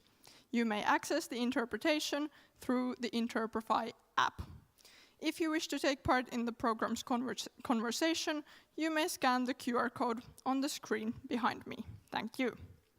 Seuraavaksi keskustellaan siitä, miten tekoäly muuttaa We will talk about how AI changes equality and agency in Europe. And I'll give the floor to moderator Christina Andersen. Go ahead, please. Thank you. And dear Finns, dear Europeans, welcome to our sovereignty, equality and technology toward agency in the era of AI. I love that word, agency. That is important because technology is evolving, but we need to safeguard human-centered approach. So I'm happy that you and also Ville Niinistö, coming a bit late, you were able to come over here to discuss these matters. Maybe you don't understand immediately how these themes go together, so I will explain this briefly. This is an entity that defines the future of Europe because it tells about sovereignty, it tells about who and has management of data and technology and who decides. And then equality, it is not only about men, women diversity question in place, but it is also from the perspective of technology, who gets the benefits of technology. And it is not straightforward and simple thing to say. I'm sure we get some answers related to that. What are the impacts of technology? What are the targets of technology? And EU, one of the values of EU is leave no one behind. So technology should, in my opinion, support and promote that idea. And then about equality. Furthermore, technology is the basis either to reinforce or weaken equality. That is true for democracy as well. So these are major questions that we are facing, even though you might have a feeling that is this Excel or Word or what? No, this is something else. So I will briefly introduce to you the members of the panel, and after that, each and every panelist can take the floor and talk about the topic or in relation to the topic. What did you consider in relation to the topic? And after that, we will go to the actual panel discussion. So, Minna Arve, welcome to you. Thank you. I'm happy that you're here. Yes, hello, good afternoon. So great that you're here. And now as CEO of Business Turku today, very experienced expert in urban development. You have done great things here in Turku, and because of that you know deeply the ecosystem of technology, particularly in your new role. And this regional competitiveness dynamics are known by you as well. And how could technology have a say on that? These are interesting questions. And then, of course, investments, know-how, innovations. These are things that promote the decision-making power sovereignty in Europe. And then we have Ville. I will not introduce him because he's not yet here, but then Petra Järvimaa. So you are our Salo's policy advisor.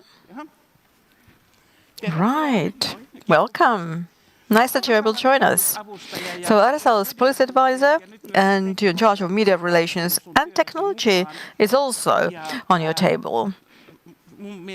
And I think your perspective on equality, how that is built in a media environment where algorithms nowadays decide quite much what we're allowed to see, what we're allowed to hear, and so forth. And I could just imagine that we get from you some notions and we get to hear how technology changes the form of power. Yes, and the structures of public debate. That's very important. And then welcome to Ville Niinistö as well. I'm happy that you are here and you have already expressed yourself on this topic previously. So for you, AI era may be something that you view related to regulation, European democracy and values. And of course, that is all very important, so in particular values, because eventually values will lead to the fact that the future is what we would wish to see in the future. And of course, from you, I hope that you could be talking about technology policy in Europe, how that is evolving, and about sovereignty and climate policy, and eventually also digital transformation. Oh, you already spoken on behalf of us. Oh, yes, I'm speaking for you, so an easy task for you all then. So, technological development is not neutral. That is important for us to understand. And then we have Satu Koskinen, YTK, so IT manager, and I think you have been candidate for as the CIO of the year in Digital Magazine. Congratulations for that. And you will talk about the practical approach. And you have very strong IT management perspective in your view. And of course, all good things that we speak will be implemented over there in the systems. And also AI digitalization affect the agency of human being, and you also know the evaluation process of the European Union yourself. So you could perhaps explain how, through that, we can have more fair and just technology. I know I took a long time to explain this because I was so inspired and enthusiastic that you are here. But maybe all of you could now take the floor, briefly explain your own view. And Minna, could you start? Thank you. Well, first of all, it is interesting to be in discussions like this, because it is not a daily thing in my daily life. It is not really the most natural topic, or not even, well, yeah, it is a current topic, yes, but it's not my daily thing that I reflect in my life. But this is very interesting to me, and therefore I do follow what is going on. I will have 3 remarks from my perspective. As we talk about agency and how the sovereignty can be built, so my view on that is that it all is built locally. I've always been representing local government myself, the city, within the European Union, and I've been building this through local agency myself. In order to act locally, be a local agency, you need to have an understanding of the world, what is going on in the world, and what you want to gain, what is your objective when you are being active. And cities, local administration, and then Europe, we have all these locations where you then decide finally what are the actions you're going to be taking. We are, of course, very attached to the infrastructure we have. At this moment, I'm CEO of the company owned by the city myself, and I have contacts with the owner. And we use different architectures with Apple and Microsoft worlds. So we sometimes use time to discuss that, which one is working or which one is not working. And the outcome usually is, if we look into the future, and that is that currently local administrations, governments should take agency to build other alternatives that are not by these giants. So we have been reaching a point in the world that there are solutions available out there, and they are something we can really consider, even though maybe sometimes tricky to implement, but you need to start. You will never finish if you don't start now. Then another remark, data matters in everything. We talk about equality, we need to talk about data. We talk about AI, and AI is using existing data. And currently we talk a lot in my work about women's health and related equality. And if you use AI, and AI is using data which already distorted data from equality perspective, it gendered data. So how can you ever get equality in healthcare between men and women, since the historic data is comprised only about men, whether it's pharmaceutical development or illness treatment, it's very much related to men. And the third point, this relates to technology. And this view is that as AI enables in true life things that we can in our daily lives use it, I can use it, I can do coding if I have zero training to any technological field, I can still create things myself there. And in order to not have too much illusion here, it is not all solved by coding or AI solves everything, because after all, in this world, majority of people don't have access to technology at all. Again, we miss health. The solution is not to use AI to see how can you promote your own health if you can't even read yourself. Thank you. And Ville, please. Indeed, this is a very current topic, and particularly from the perspective of how we introduce into use digital technologies and to reinforce our technological sovereignty. It is important that we do it in Europe so that we are independent of any authoritarian states, not independent or dependent on China. China is doing technological control in raw materials, independent of the American digital giants, because they want to have free use of data, collect that data for free and use it for their own purposes, and that is inequality. So as we think about technology sovereignty, we have to think about the way how we use things in Europe have to reflect our values. And this is very interesting. So AI, so far at least, is a machine that learns. It learns based on the code that was fed in. And if you feed the code by 30-year-old men, what they consider to be important, they just repeat their values into it. And therefore, there's a distortion from the beginning. And as you said, the data there, say health research data, clinical trial tests, majority of pharmaceutical products testing is done for men. I don't know why, but historically that has been the case. And the data about men, if the AI is being used here, then there is a men priority and their needs are emphasized. And that is the case. And then if you think about, I've been through a very difficult infertility case in my own family, and if men would give birth, things would have been corrected long time ago. So this is the power structure in the society, and that is reflected in these aspects of importance. So this is now a historic moment for us to do things so that it is usable for all of us. It is at our reach in order to facilitate life as human beings, not just as gender equality, it's about aging people in healthcare and social aspect, very important. How can elderly people also use it? That is a true question. Also, Jyrki Kasvio, who is my sort of idol in this question, Jyrki used to say that technology as such is nothing, it's just a gimmick or thing, application, but you need to think of the user. How will the user get the best out of it? And that, I would say, is the final target for technology and AI. Jyrki Kasvio, also my hero. Thank you for saying his name. Petra. Thank you, first and foremost, that I can be here in this panel. Technology sovereignty has been on our table very much throughout the last year. So it is great to be here to talk about this. Very good points were made already about data, the role of data, and also of the role of data in developing AI. Maybe my approach on the topic is one related to, of course, whatever you said, good points. But the problem for us, major problem, is the regulation of data. We have so much data in Europe, but unfortunately, the regulation is too strict. So our own companies don't have the opportunity to use that for the development work.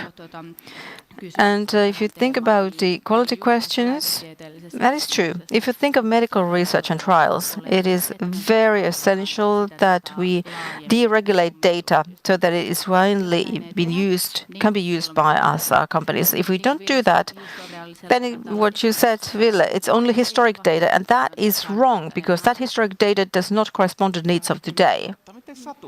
That is so true. Satu, please. Excellent points were already made. And maybe I'll go back to sovereignty myself and talk about EU level, because it does not mean that sovereignty is all AI and we do everything at once and we solve everything. You have to be reasonable to think about which are the battles that you should choose. If you think of AI, cloud services as words, they are the most current words. There are so much other things, other technology in between the two, starting from the user, from your daily life, what is the laptop you use for your work. this is really something of bigger entities that we're talking about. Therefore, at the EU level, and of course, Finnish level as well, national level here, to understand what are the core key first things where we should be getting that leading role, and which are the ones where we should cooperate. I've seen myself, something that was already said by others, is skills, knowledge. So R&D, that work is also related to equality. It is related to the society so that individual living society can rely on what is happening. There's trust. It should be based on science-based research. And the eventual technology, AI, is technology, isn't it? So what are the algorithms used? What is the data used? How was that AI trained? So here in Finland, but in the EU level, we need to really see that we have the skills in place. There's a lot of skills already. We have supercomputers. We've done good cooperation in the EU area, but even more of it and more past startups for them to test, be innovative. They can try out things. And one more thing, I hope that is not too much about problems and challenges, but if we move over to the companies in Finland, there are a lot of small ones, SMEs in general, but particularly small ones. What is the daily life of the companies? Because quite often regulation is by long Excel lists. So maybe the idea for you here is, could we, yes, have more sovereignty if we just have a few individual measures, not a long list of things, but have a roadmap at least. If you think of concrete things, I could give you an example. Think about the critical organizations for Finnish security of supply. There could be many different solutions by them. We use this cloud. Okay, no, we have this PC for this. So each and every entity is interpreting things differently. I'm simplifying things, right? But this is the daily life. So I prefer there are only few things that you do. And then the point related to equality, how is that formed? As you said, it is not men, women question. No, it is that we all have the feeling we belong to the society. We can have our say, we can rely on the society. It starts with that. You don't have to be a technology AI expert yourself, but you are being told in the way you understand yourself, starting from the school pupils. What are the language models? They are not impartial ones. There are distortions, illusions there. A lot of articles have been on that. So it is about literacy, technological literacy, and also that technology is important. I could continue forever with this topic. Okay, let's then approach the topic through the questions, and everyone can answer as they want. And in order to prove that this is a Finnish panel, I'll start with the very important Finnish expression, no niin. So let's go and do the deep end. Values versus competitiveness. When we follow the Americans and China, we could say that the pace is very important. Who is the first one to announce something new? And in Europe, we move a little bit slower.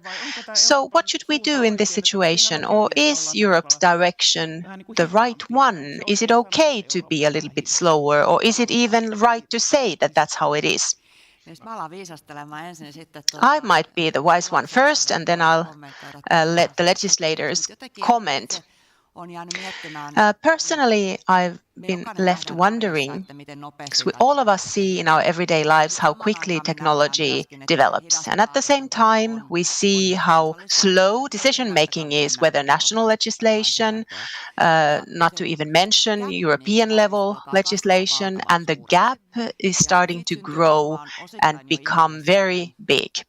And that gives people sort of kind of a disbelief in democracy. And I'm a bit concerned about that, because democracy is such an important thing. It has such an impact on all of our lives in the future that it stays strong. But how does our decision-making process, its strength has been slowness, but how do we reconcile this discrepancies in the process? And I would like to hear your views on this. So I represent the slowness school in this discussion, but of course the reality is the combination.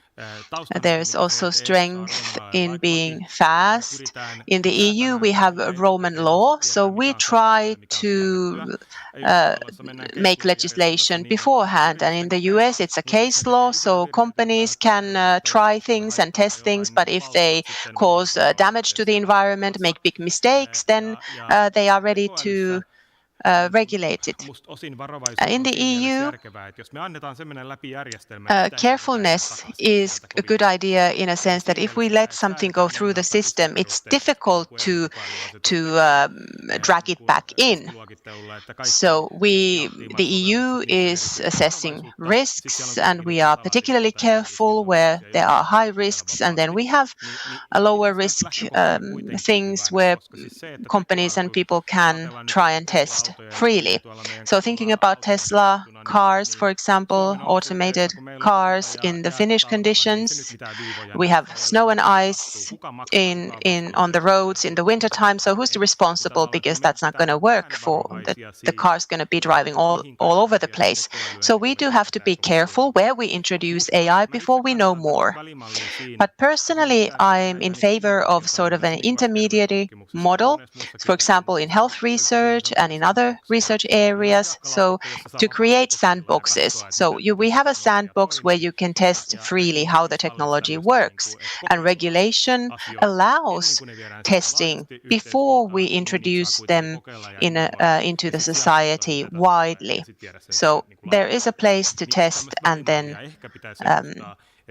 develop things. So we need this model somewhere in between. We've been a bit too careful. I agree with Ville.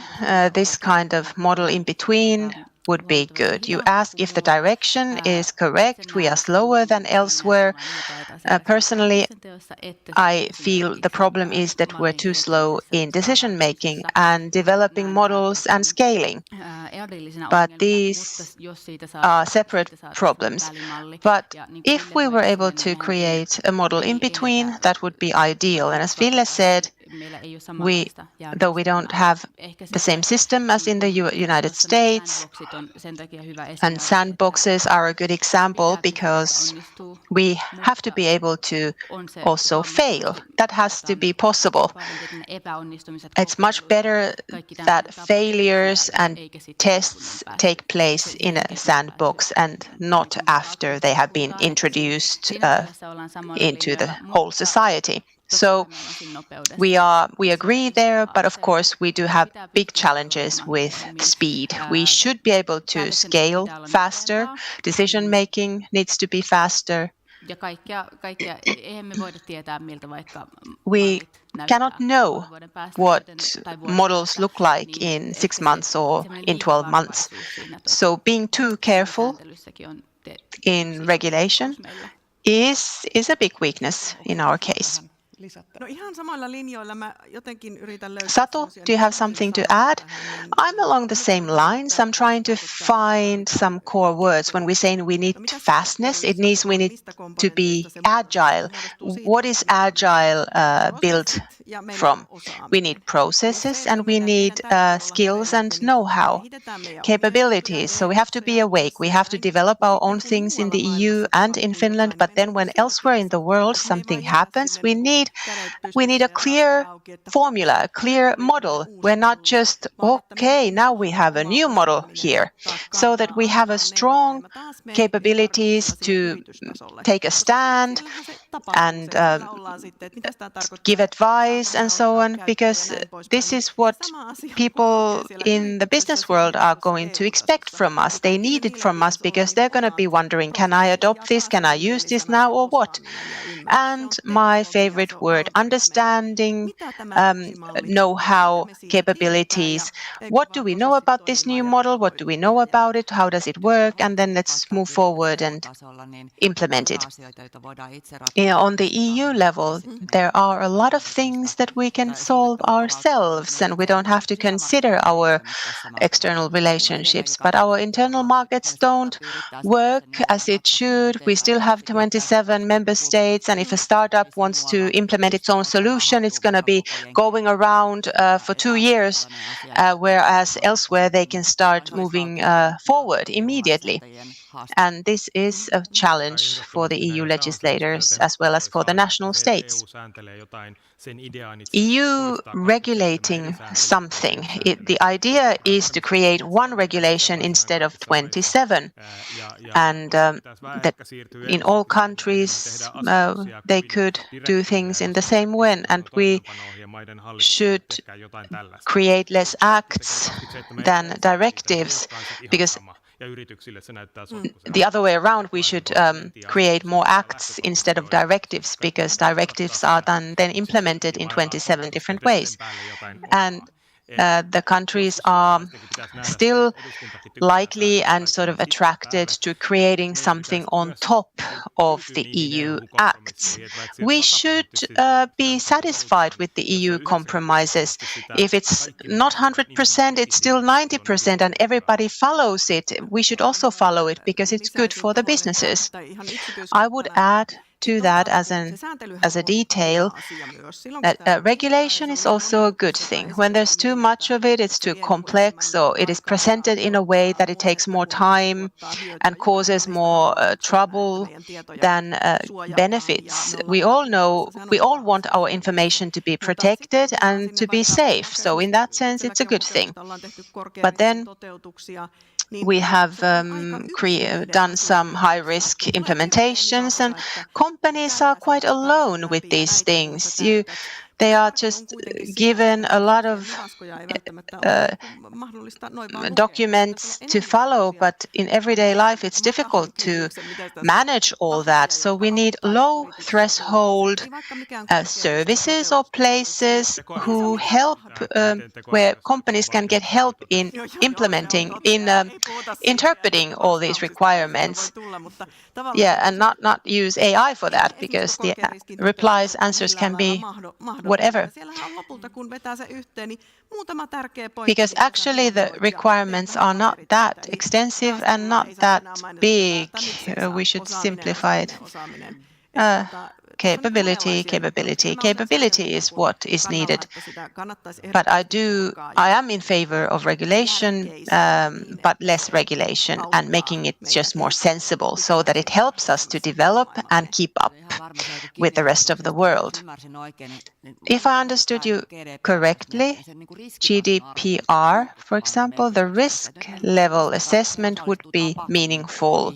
If we have people attending events, we have a GDPR list of participants. It has no purpose.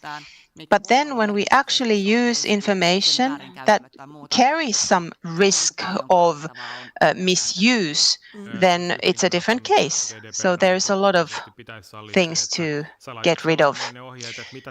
You put instructions in your browser. How do you want your information to be dealt with in all the services that you use? And that's enough for all of it. You don't have to each and every time click and choose and select separately when you use particular services. I'm going to say a few things about use of AI, deep fakes and disinformation. This is such a huge phenomena due to criminal activity and so on. We have to be careful. I know as the chair of the Russia committee, I've met so many experts. So Russia is feeding millions of pages, lies into the network in different languages, and about the causes for the war in Ukraine, for example. So in Europe, somehow the regulation of data has to do with information equality and fairness, because there are parties who try to use data to monitor, control people, and strengthen their own causes. So there are reasons why we try to protect private information, and also companies are in favor of that, so that not authoritarian states cannot use their information. So this harmful information influence, that can be tied to sovereignty, trust, confidence, in the same way as technology is an area where Taiwan, China, the US are battling each other for the top position. In the era of AI, the harmful use of information is immediately, it's all the time faster and so on. Now we have a question from the audience. So I think you have heard this as I have for the past 12 years. So I spent time in this sector. So our participant is concerned for young people. What if the first job at McDonald's is no longer available because it's full of robots? Satu. At the IIT, okay, we are talking about employment or unemployment. So AI is a great thing because we had a service thing, we combine the members who are unemployed and then jobs. So there are other things and new things you can create. We can identify this, I can do this, and AI will help you to identify your skills. You're no longer tied to one particular role. With the help of AI, you can do that. And yes, it's true that it's taking away certain types of jobs, but it's also creating something new, some high-tech new jobs. So it is not only black and white for me. But if I think of IT sector, I can see the junior work is now being deleted because AI is able to do things. And at the same time, it's a good thing, but it is, of course, a risk. Because you need seniority. You need seniors to look out and make sure that the software and everything makes sense and it's done well. But AI is a good support, but bad master. Anybody else? One could say that in the European Parliament, as I meet these top AI researchers and companies, I quite often ask about education and training because that's my favorite topic. Quite often in the discussions, they say that training we need is actually the opposite of what we've thought ourselves for years. More specialized, more technical geeks into one niche substance, that is what we want to do, nothing else. And now they tell us that what you can be and give as human being is cultural understanding, sense of history, civilization, empathy, facing people. So we need this more general education at all levels of training. I've been to high schools and the teachers like this when I speak about that. And also at the high school level, they understand it. They might have a more self-reliance, they are inspired, and then you will find your thing. But if you have the idea to make this world better, then you will get jobs in the future. But if it's a very narrow segment, AI will take away that job from you. I think it's very much now about going this way or the other way. And you talk about junior work. In consultancy offices, they've stopped. They entirely omitted the junior positions. And then you think, where do you get people for the senior positions or skilled people? I didn't read the article, but this morning I saw headlines of news. There was FT article that EY is reinventing juniors back to work, so creating those positions, because working with AI, you still need human intervention, maybe different roles than before, but you still need. And as a mother of a teenager, the teenager reflecting about the future, a teenager telling me what they want to study, I would have a lot of opinions and views on what you should do or not, but it's better here. I'd say just encourage the teenager to do whatever they are inspired by, interested, because nobody will know what are the skills needed in a few years' time. So if you now have sort of advice, most likely it is wrong advice for the future. So there are a lot of opportunities for young people here, I would say, and I'm sure that there will be new jobs created.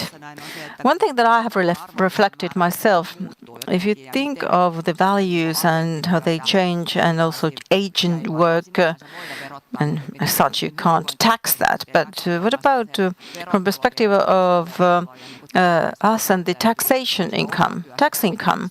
Some of the work will be moved to agent work performed by agents, and it's not taxable work. So the legislator need to take this into consideration, in particular in the welfare counties. You need to think, how do you fund all that? One word, that's basic income. Basic income. Okay, now you said it.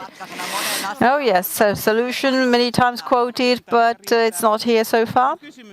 Time is running. So there's a question I really want to ask you, and there are also questions from the audience. After all, it's about a crisis of agency of us human beings. If decision-making is done more and more by systems, there's automated decision-making, and we approve it. So what about us? We're just stamps after AI, approving at the end of the day everything AI has done. And we don't even understand the system. So how do we define what is agency of human beings in the future? Compared to 18th century, fishermen had everything. Well, weaving the nets themselves and producing their own knives. But what are we eventually? Petra, tell me. Well, that is an interesting question, I have to say. And you said about skills and expertise. I would highlight that here. You need to have the skills to use AI in a productive way. Not just having access to AI, that is not sufficient, but that you really know how to get the benefits out from AI. That, I would say, is a key thing. And then the key role is played by your skills. Not just, as said, that you have access to use it, but you can really get the benefit of it, productivity. And of course, that is up to the human being. It is up to you to take the benefits. Okay, more responsibility for the individual, you mean? Well, yes. Maybe at the end of the line. It is, I know it's not maybe true for all jobs and all sectors, but still, I think this should be, at the end of the day, maybe it's this high productivity end where the human input is more present in order to get more results. And then Ville, and then Satu, and then Minna. I think we need to have consideration here, political consideration, where we want to use AI, where not, because you can use it for everything. But say in the centralized administration of a state, if there's a decision, is this one for human being or AI? It's a constitutional consideration you need to do. How far can AI make social security decision making? So it's up to the human consideration. We need to verify that through humans. But still, there are many sectors out there, say translation, say literal novel translation. AI has quite average text so far. It is evolving, I know, but still it is quite average. So my wish is that we have respect towards people's manual skills and these professions, that we are not deteriorating productivity in this regard. They can create masses quickly, but we deteriorate quality at the same time if you then apply that result, say, in literature or translation of novels systematically. So you could maybe apply it in less exact or less emotional language use. Like in legal texts, you could use it, and then I think it will replace human beings. But this is how Osvo Somerville, the green thinkers, I quote him as well, when there are robotics, automation, AI, and that, then human beings can think, what do you want to do as human being? Machines were made to make our lives easier. Then it's up to us to decide what we want to do. And then, of course, we should create some value added to our lives. That is good advice. Minna. I think there are certain professions that will be substituted by AI, but in these professions there's also something else. And the best outcome is that human beings steering or using AI. Take teaching as one example. Ville referred to that earlier. So teacher is able with AI do for all students a tailor-made, customized learning experience. It's not AI teaching or substitute teacher. No, not at all. But there are many things. It takes a while, maybe even years, to see the transition period. Maybe it's quicker than that. I don't know. I can't really tell anything about the schedule here myself. But what is the human role here? Very, very interesting when you talk about agency. What does this word agency mean? And I remember 10 pages, what was AI agency, that was part of the studies. But if you want to crystallize that and summarize it, it's all about understanding what AI is doing, why it is doing, and the voice of the author should be there. So it means that AI is not just doing something. And this is very much highlighted in the high-risk questions in the legislation of AI. You need to fill in documentation so that AI will not discriminate. But if there's no data there, what will AI do? So that as well, I would say, is agency. So you hear the original voice, you understand what AI is doing, then agency is kept and it does not cause a risk. Now, these are the final questions, but actually, Minna, yes or no question, don't explain anything. There's a question, AI counseling. So Business Turku, do you have business counseling offered? We have organized AI cafes. So your answer is yes. Great, yes. Then this is the last question. So we are running out of time.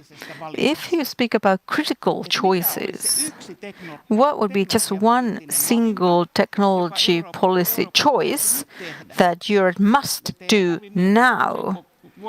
You don't need to reflect, can you do it or not? Just what must be done in order not to lose European agency within the next 5 years. So one single thing, technology policy choice. Who would like to go first? Ville, go ahead.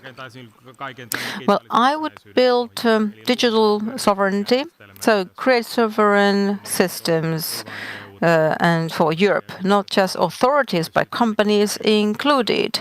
We are able to create systems where European can have the agency. Our European AI model, and we would have our own cloud services. And therefore, the European Commission has been now providing the Cloud AI Act, which defines sovereignty. I think this should be continued. But this is not alone enough. We need also R&D investments. We need state, so role is highlighted because we need that. But this is the foundation. And Satu, I would love to reply in a technical way and just pinpoint one thing, but it's not what I think. At a certain point, I think somebody talked about a roadmap. So it should be crystal clear roadmap. Instead of sending lists, sovereignty would mean in Europe this. These are the points in our roadmap. This is what we do as first steps. And maybe the very first thing would be data. Okay, if you need to say one thing. Okay, data. And then skills again. But I will choose one word, clear for all, communicated, and roadmap is my word. I would have said the same thing. I would have combined things that Ville said, but just dig a bit deeper. We should have the whole supply chain from mineral onwards. So it's about permits and mining, everything. But it means the whole supply chain and how technology and sovereignty are there present. Because if we now talk about technology and sovereignty, it feels that it's focusing on applications, but it's much, much deeper, starting from minerals. Yes, exactly. Going back to all that quantum. Yes, the whole chain. I would say that in public procurement, when you have major decision, you need to have a certain share, giving a chance for startups to develop new ideas alongside with the big ones. Okay, good. There's somebody asked, and nobody wants to read any poem by AI. Nobody wants to judge AI in your own case and life. How would you define things where humanity can be given up? 1 minute for that. Quite large. Go ahead. I would say not ever entirely. You always need to have the opportunity for human interference. Even though it's just like a basic application, still, there could be always the chance for human beings to interfere. So I would not give out anything totally. Yes. And human beings, we are human beings, so we are not AI outcomes, even we would use AI. But I want to thank you all. This was a fantastic round. I had 100 more questions, but there was no need for them because you were replying like that. Excellent discussion here, and I hope that we can continue. I'm sure the discussions will continue in one way or another. And thank you, audience, and thank you, people following this online. Have a great Europa Forum for the rest of the day. Thank you.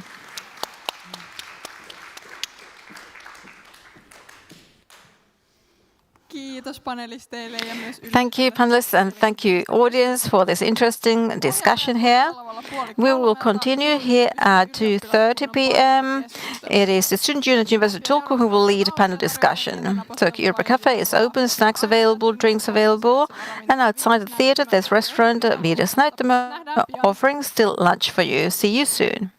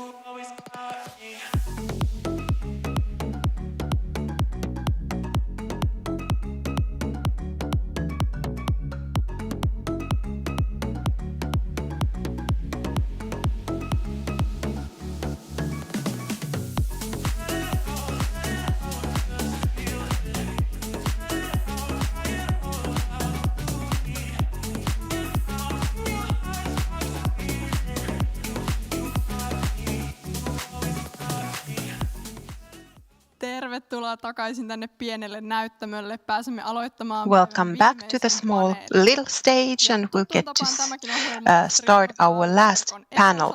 As usual, this will be live streamed, and during the discussion you may participate through the chat by reading the QR code behind me. Languages of this presentation or this discussion will be Finnish and Swedish, and the Finnish portions will be interpreted into English, but unfortunately there's no interpretation from the Swedish portion of the discussion. Scan the QR code on the screen behind me. The languages of the following program are Finnish and Swedish. The Finnish speeches are interpreted into English through the Interprefy app. Please note that unfortunately for the Swedish speeches, interpretation into English is not available. Annan nyt puheenvuoron keskustelun moderaattoreille. I will now give the floor to the moderators of the discussion, Karin Holmberg and Samuel Oliveros de Nordenvliet. Please. Thank you very much and welcome on my behalf as well. My name is Samuel and I represent the student union of the University of Turku, and we organize this in cooperation with the Åbo Academy Student Union. And we are here today because we want to introduce to this forum themes that are of interest to young people, and we all agree that the situation in the Nordic countries, as well as the situation of war in Europe, is the kind of topic we want to discuss together. We have a great group here today. We have also Ville Valkonen, Member of Parliament. Great to have you here. And then we have Josefina Tuomala, Student Union Council Chair, Student Union of University of Turku. Nice to see you here. And then, of course, we have Tapio Salakoski, Vice Rector of the University, and Matti Oskari Saarinen, Board Member from the Youth League of the Finnish Norden Association. So, skillful Swedish speakers in the panel as well. Från min del, mitt namn är Karin Holmberg och jag representerar Åbo Akademis studentkår. Vi har alltså lagat den här panelen tillsammans med TY och PNN, alltså Pohjola Nordens ungdomsförbund.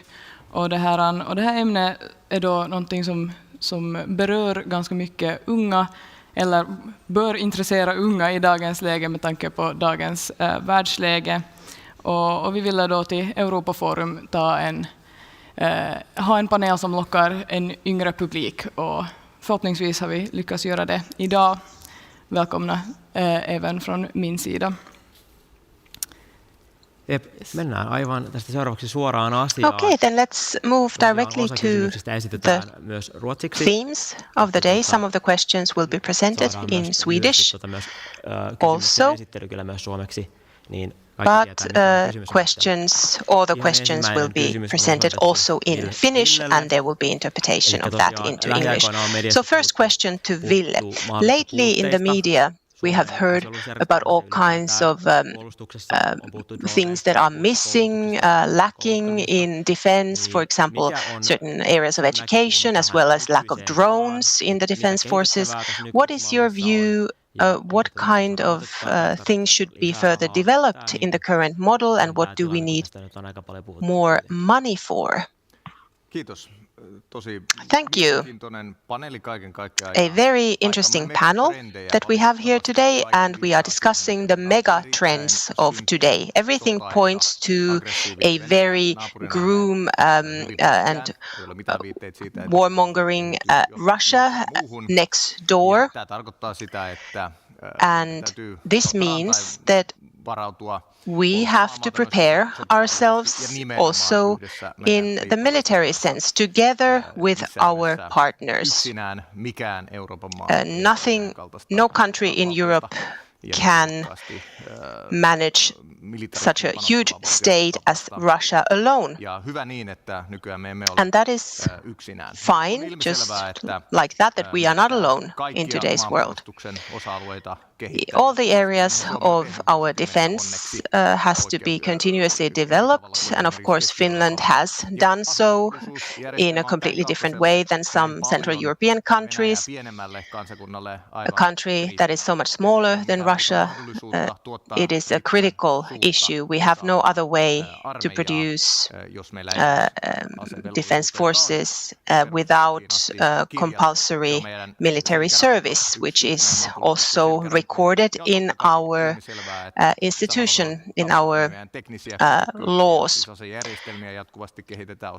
Of course, we purchase new ships and vessels, drones as the newest addition, and fighter jets, and we develop other capabilities also, and this military service system has to be further developed because it produces the manpower for crisis situations.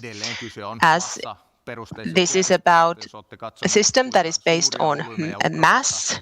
If you have paid attention to the huge volumes that are being used in Ukraine, millions of drones, ammunition on an annual basis, the damages on both sides are huge, 1,000 per day on each side, which means that you need a system that covers everything. In Finland, the direction is to have also our female population involved in defending the country. The defense forces don't need only some Finns, but they need capable and motivated Finns. There's no obstacle of gender, and we have developed the system in this way. We are sending notifications to all Finns nowadays of certain things. Of course, there is still a lot to develop further. The addition of public funds that we direct to defense activities, part of that should be used that we strengthen the foundation of the military service. So some of that money should be dedicated to the development of our military service. So, Josefina, you have concluded voluntary military service as a woman in Parola Brigade. Do you feel that compulsory military service should be applied to everyone? And if not, how would you perhaps develop the system? We have to remember that generations are becoming smaller and smaller in Finland, so the mass that might enter into military service is getting smaller, and nowadays it is a gender that is decisive. So we are not necessarily getting the best people into the military service and defense forces. So I think military service should be applied to the full generation, and we might be forced to do it because we won't get 25,000 military service graduates in the end per generation, per age group, as a matter of fact, per every year. And the sooner we begin making changes, the better we will be implement these changes. And if we think about the willingness to attend military service, that is also quite genderized. And I believe it is because of the system, the way it is. And then transferring the system, changing the system into a system that applies to everyone, regardless of the gender. I feel it is important that we would pay attention to the need needs of the defense forces, and they could decide themselves how to select people who complete military service, and the others who don't complete the military service at the defense forces could do it in some other way. We have the civil service system in use as well. So that's a different discussion than how to do that. What should the people who don't do the military service then do? What would be the option for them? But this is the direction then Finland has to move to. And of course, it is quite unequal, this system, that it is a gender that defines whether you have to complete military service or not. Matti Saarinen, at the university we know that defending the country is not only about the military service, but protecting that we are technologically independent, sovereign, and other areas are included as well. So how can university help? Thank you. Free scientific research is one of the main tasks of a university, and high quality teaching. And this is exactly what university can do in order to guarantee the total security of the country. Our system here is quite unique. It means that all parties in a society participate in ensuring the security of the country. Also companies and citizens organizations, and especially for the universities, have a special role in this. For example, churches, that is based on science and research. The continuous war in Ukraine has taught us a lot about how the picture of war has changed. There are some particular challenges that we need to be able to answer to. Quick, agile ability to innovate, to develop, think whether in the arena of hard technology or something else. These things are very critical in the big picture. And the educational side of things is very important. And what has not been discussed so much in the public is that the war in Ukraine really shows that the Finnish comprehensive security model is an extremely good model to answer to these new challenges. So we have the great the willingness to defend the country, which is on a very high level, and we have high quality education. War is not fought at the front any longer, and it is not fought only by soldiers. It comes into our gardens, homes, our shopping centers. It comes to all arenas of life, and that means that every citizen has to be able to bear that situation. Då har vi fått ganska många olika perspektiv på det hela och det här. Och vi skulle kunna fortsätta lite i samma riktning. Matti, du har inte genomfört militärtjänstgöringen. Hurdant perspektiv har du och hur ser du på din egen roll inom det här finska försvaret? Ja, språkvis jag ska kanske svara 50-50, mutta mulla on sellainen anekdootti, kun mulla oli kutsunnat vuonna 2019. When I was called to the military service henkilökohtaista lapsuuden traumaa, mutta että mun kokemukset siihen aikaan, kun kasvoin my experiences when I was growing up in a small village in Häme, and I heard from many boys and men and so forth, that side of the population. I was teased and I was called many bad names, whatever you can think of. And I remember that bullying was really like a nightmare, and I felt it was a nightmare to go to the military service. And then at the recruitment situation, I received information that I would also go to Parola, and from that event, I went straight to a doctor's office and I told him that this is my background and I am now terrified. They released me from the service.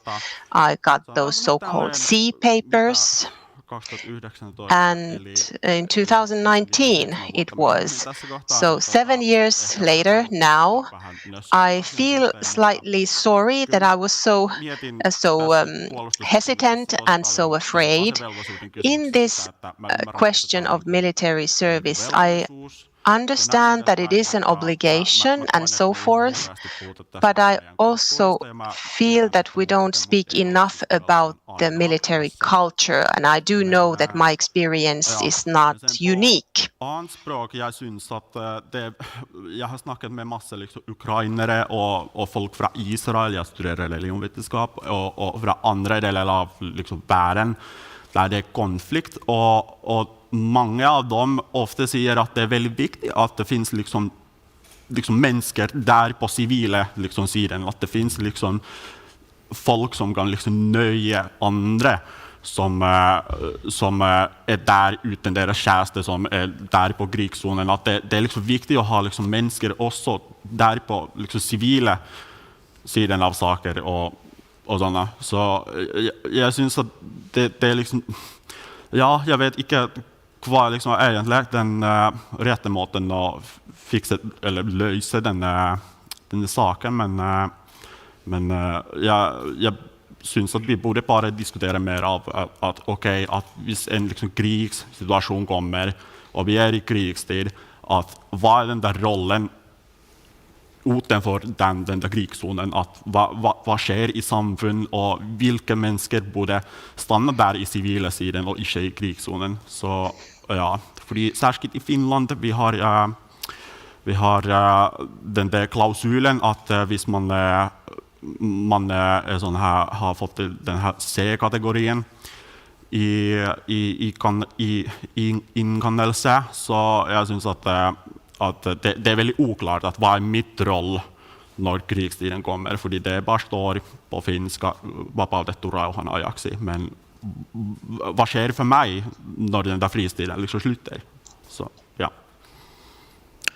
Tack för en väldigt personlig historia och ett bra perspektiv.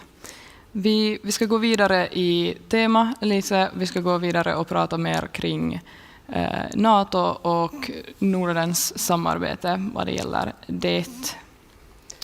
Eli seuraavaksi siirrytään aihealueessa, keskitytään vähän enemmän Pohjoismaihin ja yhteistyöhön ja tähän NATO-perspektiiviin, mikä on nyt tässä ehkä tämä lähivuosina ollut. Perspective, which has been throughout the last few years, so-called major topic of discussion as we enter NATO.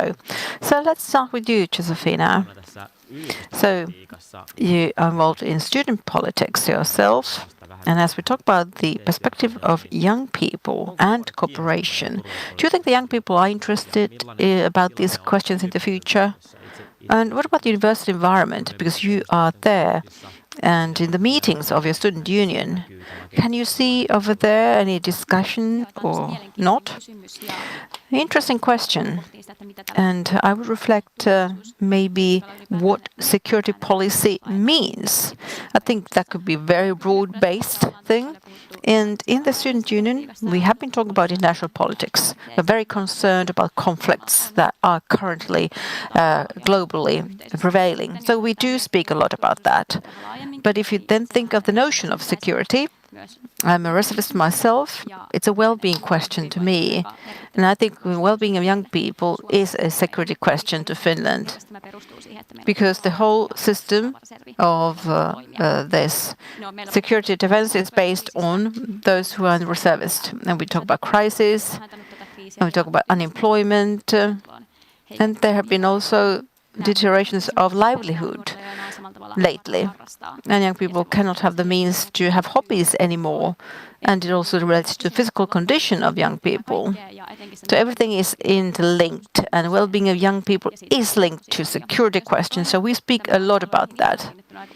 And one thing that I have seen myself a lot It's polarization, and particularly social media, algorithm, all that increases polarization. And we've seen that at the university, relating to what people choose as their major, what is their political background. So there's cleavage, division into two. But of course, we have common joint events, which is great. The community feels good, but there's still ill-being, and there is blocks that are being created. And that is concerning security question. I hope we would speak more about that at the university. Yes, då går vi vidare till dig, Ville. Och mera rak säkerhet. Finland har alltså då en väldigt lång gräns till Ryssland som vi alla vet, och det är någonting som inte vi delar med de andra nordiska länderna.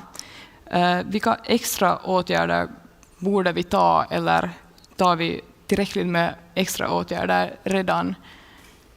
Vad är dina åsikter? Vielä tässä yleisölle myös kysymysasettelu aika pitkä, niin Just vielä myös suomeksi. to resume or summarize this question into Finnish, as Finland has a long border with Russia, which is NATO exterior border, Baltic states included, so it is quite of an extensive area. What are the Finland is able to carry out in order to keep security at the border? Tyvärr, jag ska svara på finska därför att ordlista är ganska komplicerad. Se on tosiaan koko meidän ajattelukehyksen ytimessä. Is, I would say, the core of our framework. So we are the eastern border of NATO, and also it's not just the longest border with Russia, but it is for the whole Europe, and it is also for the whole Western community the most important military challenge. It is clear that first and foremost we need to have a common understanding with our allies about the basic fact. We're not defending Finland at the border, but we're defending Europe and Nordics. I'm sure that our closest allies understand that, Norwegians, Swedes, Balts, Danes as well. Going to Central Europe, then you have to justify this starting point for them. And then whether it is hybrid tool, using migration as hybrid tool, because Russia is using immigration as a hybrid tool, has been used against us, or tested it at least, and that also depicts the military situation. So we need our allies, both economically speaking, but also their resources to support us, even with the manpower. And the international framework is a very essential question. But there's another core entity, and that is legislation. So it means this legal, ethical, societal approach we have towards this question. And despite of what Russia is doing, we need to hold on to our model of the society, which is rule of law, democracy. We deal with things according to the book. And this is the reason why it has been very essential that during this electoral term the border law has been reconsidered and it was parliamentarily in the parliament adopted. So we are already prepared for all kinds of threats, direct military threats, but also this grey area, which is in many ways now done and used by Russia. And that is awful, scrupulous thing. If you think of people that are in dire straits, they use them as weapon. But this is what Russia is doing, and it has been proven that they do it. So unfortunately, we cannot let them to use this weapon and Putin use it. And then we can develop our skills. For instance, do something else, not just shooting at the border. Of course, you need to be able to shoot with the large guns. But at the same time, you need to deal with the situation where you have instrumentalized immigration being the challenge. Then technically speaking, technology systems are being developed, how we can use resources effectively to maintain and safeguard the border. So we can do hardcore border alliance, but then you have drones, we have automated systems, and all of that has to be further developed. But I think that Finland here has been doing things in an excellent way. We have always made sure that this long border is controlled and that today it is even more important. One more thing, this is not just a threat for our security, but there might be other threats coming from Russia, like criminality and smuggling, other things, if the borders will be open one day. day. So this is very much related to our security. And then environmental challenges as well. That might be something coming from over there. So these are the topics related to border security. And I think that Finland is not at all doing things badly when you see the big picture with our resources. Thank you. Som vi har konstaterat här så är ju säkerhet ett väldigt brett begrepp och det finns mycket som ingår i det hela. Matti, hur ser du på de nordiska ungdomsorganisationernas roll vad det gäller att främja sammanhållning och en nordisk identitet och därmed även främja säkerhet och samarbete i Norden? Nordiska samarbete är hur liksom nästan alla liksom globala samarbete handlar liksom att ha relation mellan liksom dessa folka och kultur och liksom samfundsstruktur och så vidare, att vi finner det att vi kan hitta liksom sådana gemensamma saker med andra länderna.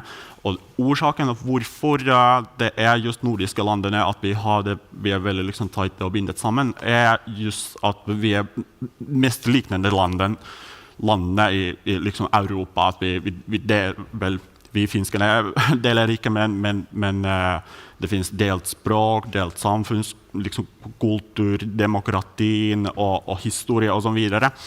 Men nu tiden när vi lever just i en väldigt liksom individualiserad tid och sen också att vi lever också i en liksom väldigt angloamerikanska media liksom sfären. Jag har märkt att för många unga de har ingen liksom nordiska eller europeiska heller knytelse till andra naboländerna och sådana att vi är finnar och vi stannar här i Finland och sånt. Så det vad vår liksom organisation liksom gör massa är just evenemang, debatter, paneler och lejrande och gruppreisar till med andra nordiska folka och sen att vi ska gå och se deras liksom perspektiv. Men mutta niin kuin tämmöisessä niin kuin nuorisovaikuttamisessa If you think of young people making a difference, the essential thing to my mind is to have a lot of information, but that information is on paper, but we don't talk about these things that you see in the media. But if there's an event, any occasion organized, we go there, and we have dealings with other nationalities as well, then there's this niche information of other countries that is conveyed. And as long as you are in those spheres yourself, and for a time you will get a metadata information of that other country, so you get an understanding of that other country. And this definitely will give you capability of empathy towards that other country. So you find the point that you can relate to in that other country or other nationality that you are dealing with. And it gives you solidarity in a situation of crisis. So it makes it more passionate. You see, there are conflicts around the world. And for me personally, it's very hard to perhaps relate to these conflicts because I'm a human being. I don't know this whole globe myself. But I can be very close with a nation that whose culture, history and values are having the similar points that mine and I understand. That is the human side of things. Tack så mycket. Thank you. And you have been talking a lot about AI, and you know this topic. And lately we have seen with the case in Ukraine, and as history usually, war waging develops all the time. And now the latest phenomenon, 2020s, are drones. The huge relevance of role of drones in the front line. At the same time, there's AI development taking place in a rapid pace. Huge explosion, actually, of AI that we will be seeing also in the battlefields more than today. Because the ongoing development, there will be independent, autonomous means, and AI is integrated very much into all of that in the society. Do you think we can expect that the role of AI will increase? There will be hybrid means or measures, even the battlefield in the concrete terms. Do you see that type of development taking place in the future defense? Yes, indeed. AI's role will increase and has already increased. You shouldn't be waiting for it. The future is here today. And in a way, in these awful experiences from the battlefield in Ukraine, so we couldn't. So it is the future war, and we have to take this seriously. There are two aspects which we see at the university. One is top-notch research, and the other one is a civilization of general public. I will explain both of these. Henna Virkkonen, member of the Commission in the panel on the arena, spoke today earlier about digital sovereignty. Europe is having that as a target, and AI, of course, and quantum technology in particular, and cyber technology, chip production, space technology. It's a big picture that has now been entering to the war-waging theatre as well. So it is about survival as well. We need to build the European capacity to be self-sufficient, independent, and deal with that without any extra help from somebody outside. So this is the last moment for Europe to wake up, because the only friend for Europe, the true friend, is Europe itself. And within Europe, the Nordic countries have traditionally had very close relationship with each other, and the Baltic states will refer to that, the eastern border. Together with the Baltic states, we understand maybe better than other countries in Europe what Russian aggression is about and what it can lead to. And I'm very happy about the Nordic Blanket Ed. There's cooperation where we have 5 Nordic countries plus Baltic states where we do different things inside Europe. This is very important. A concrete example of that, the Estonians have AI initiative where they want to enhance the state administration and public sector, including healthcare, using AI in all that. I was happy to see that Prime Minister Orpo this spring had a positive view on that we should also promote something like that. I have MV8, so cooperation with the Estonians, but it's a joint Nordic approach as well. So AI capabilities, they are challenging, actually. That is the challenging thing in Europe. Even though it is a positive thing that here in Finland we are quite good. The University of Turku, we are top the European level, but unfortunately Europe is not top in the world. There's USA, China, that are the ones challenging us. Others follow them. So, and this is not about lacking talent, because we have a lot of talented people here, good companies as well. We do have the resources, but the problem is the fragmentation. We don't know how to combine things. We have collaboration challenges, and together with the Baltics, we do have Nordic countries the background of cooperation, so we could have the same model of cooperation into Europe as is the comprehensive security model. So doing things together for a small country is very natural to do that, but the whole of Europe should function the same way. Maybe a few words about the general culture for general publication. So war has changed. So unfortunately, war is no longer waged on the front. It is at homes. It is in the children's hospitals being bombarded, killing people in their own residential areas because the houses are blown. So it is very close to us in many ways.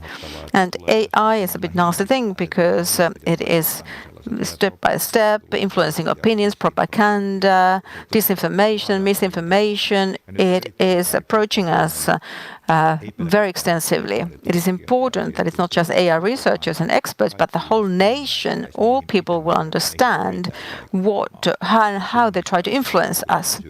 We would identify what are the attempts to influence us and of course counter them, be immune to the propaganda. And in Finland we have good starting point, even excellent starting point, because we have high level of general culture. We just need to enhance understanding even further. Universities play a major role. The whole educational system plays a role here. You need to tell people those nasty things that can be done with the help of AI. Thank you, Tapio. And next we have reserved time, because I believe that you panelists also have questions in mind about what the others have said. So if you have any any questions when we have the first hand raised. So please go ahead. Yes, thank you. Excellent contributions. Many good perspectives that were mentioned about the total or comprehensive resilience of the society. Josefina and Tapio and Matti talked about. So the obligation to defend the country applies to all Finns. Military service applies to males. And the idea is that we protect and defend our good society. Generals are planning, politicians provide resources and create a comprehensive strategy, and individual soldier gets prepared to shoot. But it is all of our responsibility to participate into external threat, and that is tightly linked to internal challenges. A society that is internally weak, in conflict with each other, or in other ways unable to look after their external security is something that we need to discuss, because there are tools to cause these situations. Social media is not something that unites.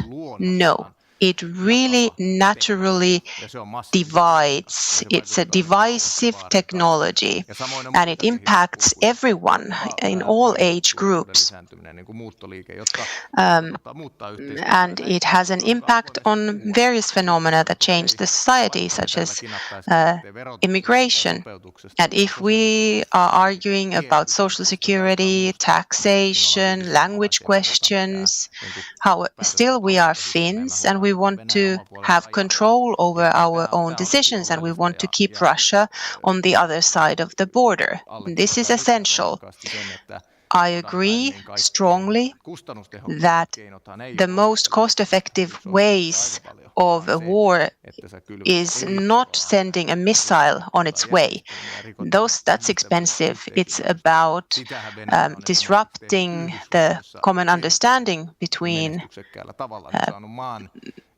population in a particular country. That is what Russia has been able to do in the US, because they have for decades been supporting different developments that have divided the nation.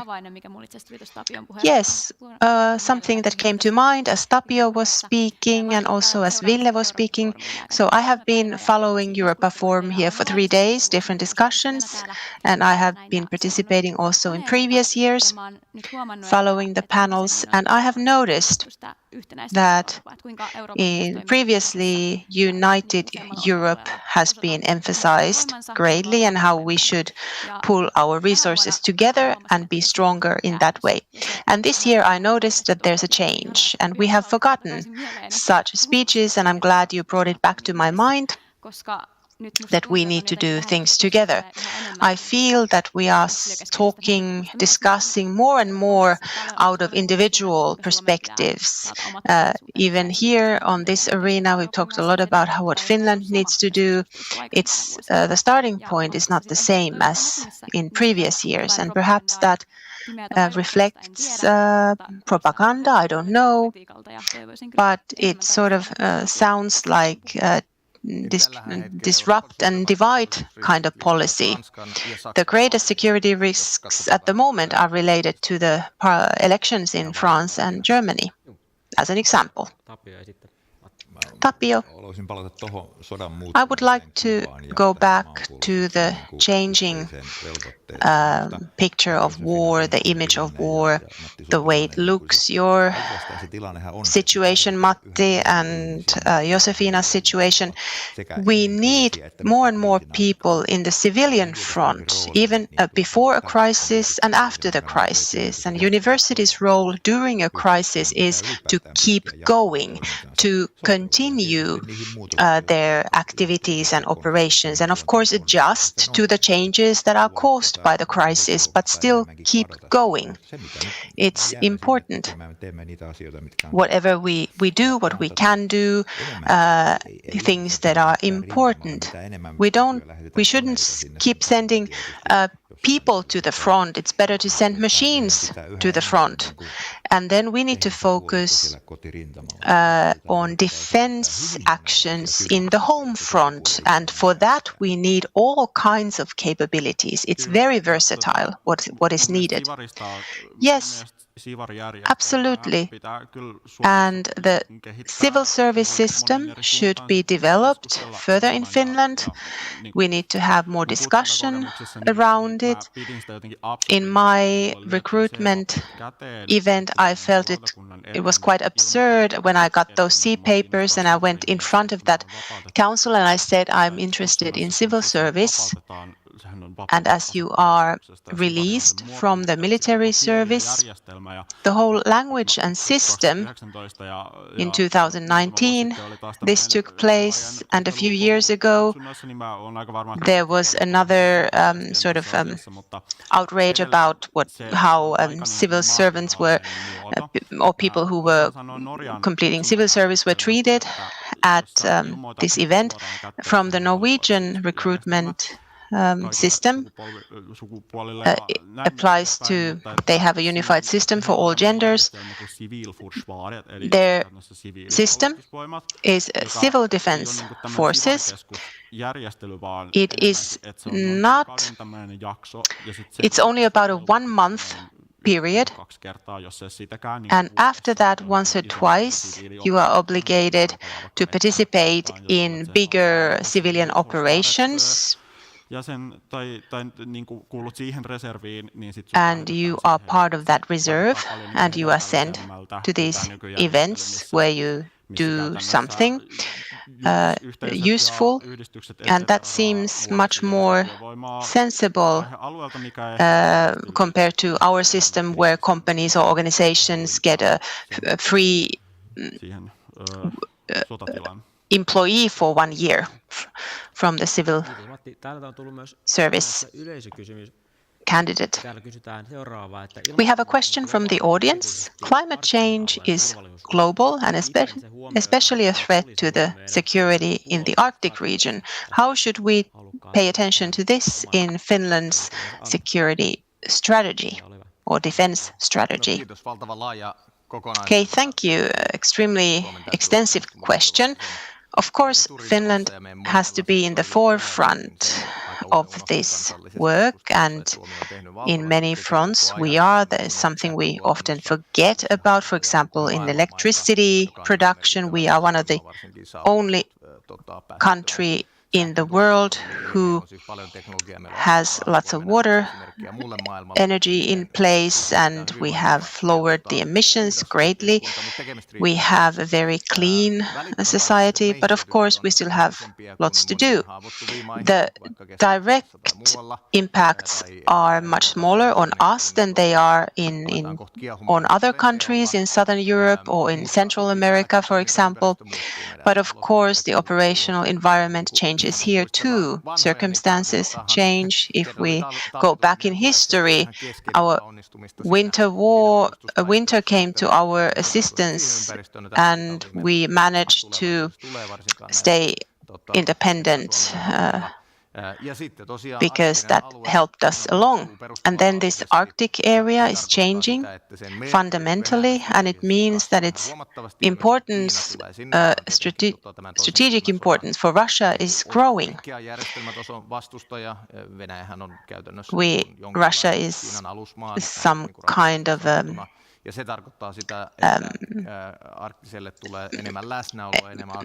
is working very tightly with China, is sort of sub country to China, and that really switches the political, the military focus. A few examples here. Tapio and Josefina, you can have the opportunity to reply. We still have 2 minutes left. Although the impacts in Finland are maybe not as big, we still live on the same planet, so I am worried. As a young person, I will probably face such crisis in my life if I have a long life ahead of me. I'm also worried about the fact that even though the impacts in Finland are not that great, but our climate keeps changing and the impacts in the Arctic region are quite big and our lives will change. I just read a piece of news about how the needle trees are retreating to the north more and more so. Food production is a big part of our security of supply. And I'm also concerned about flooding increasing in northern Finland and in Finland in general and how that is going to impact our food production. So that was one of the points I wanted to make. And I would like to introduce some positive perspectives here. I've noticed that climate action and defense actions are not opposites. They go hand in hand in many ways. These two can be combined in very fruitful ways. The defense forces have large areas of land in use in Finland, and they remain in good shape because they are not being used for anything else. NATO has created a strategy that includes climate actions and protection. At the university, we are, for example, developing dual-use sensors that can be used to detect changes in the environment, in climate, or any other deviant activity at sea borders or elsewhere in nature. So we can use a lot of the technology in both in protecting nature as well as for other purposes that are needed. And I think this is kind of a surprising fact. So, looking at the watch, you do still have time to make any final comments. Okay, I could continue. Security policy and energy policy are very tightly linked as well, and the faster the whole of Europe can stop using fossil fuels, that's a good thing for the climate, but it's also good for our strategic and energy autonomy. We have been giving out money to all kinds of dictators in this energy sector for long enough. As someone who's young and who is moving fast and in an agile way and is wearing headphones while walking on the street, I don't agree on everything that Ville says. I do believe that we need to act. It's unbelievable that in this society there has been social health care reform that took for years and years. No, we cannot wait. We need to have things happening instead of just having things in a static status. Okay, thank you. I think it's time to close this panel, and I wish everyone a nice afternoon. Panelister som har kommit här och deltagit idag, och även tack till publiken som kommer att lyssna. Tack för oss. Kiitos oikein paljon. Thank you very much.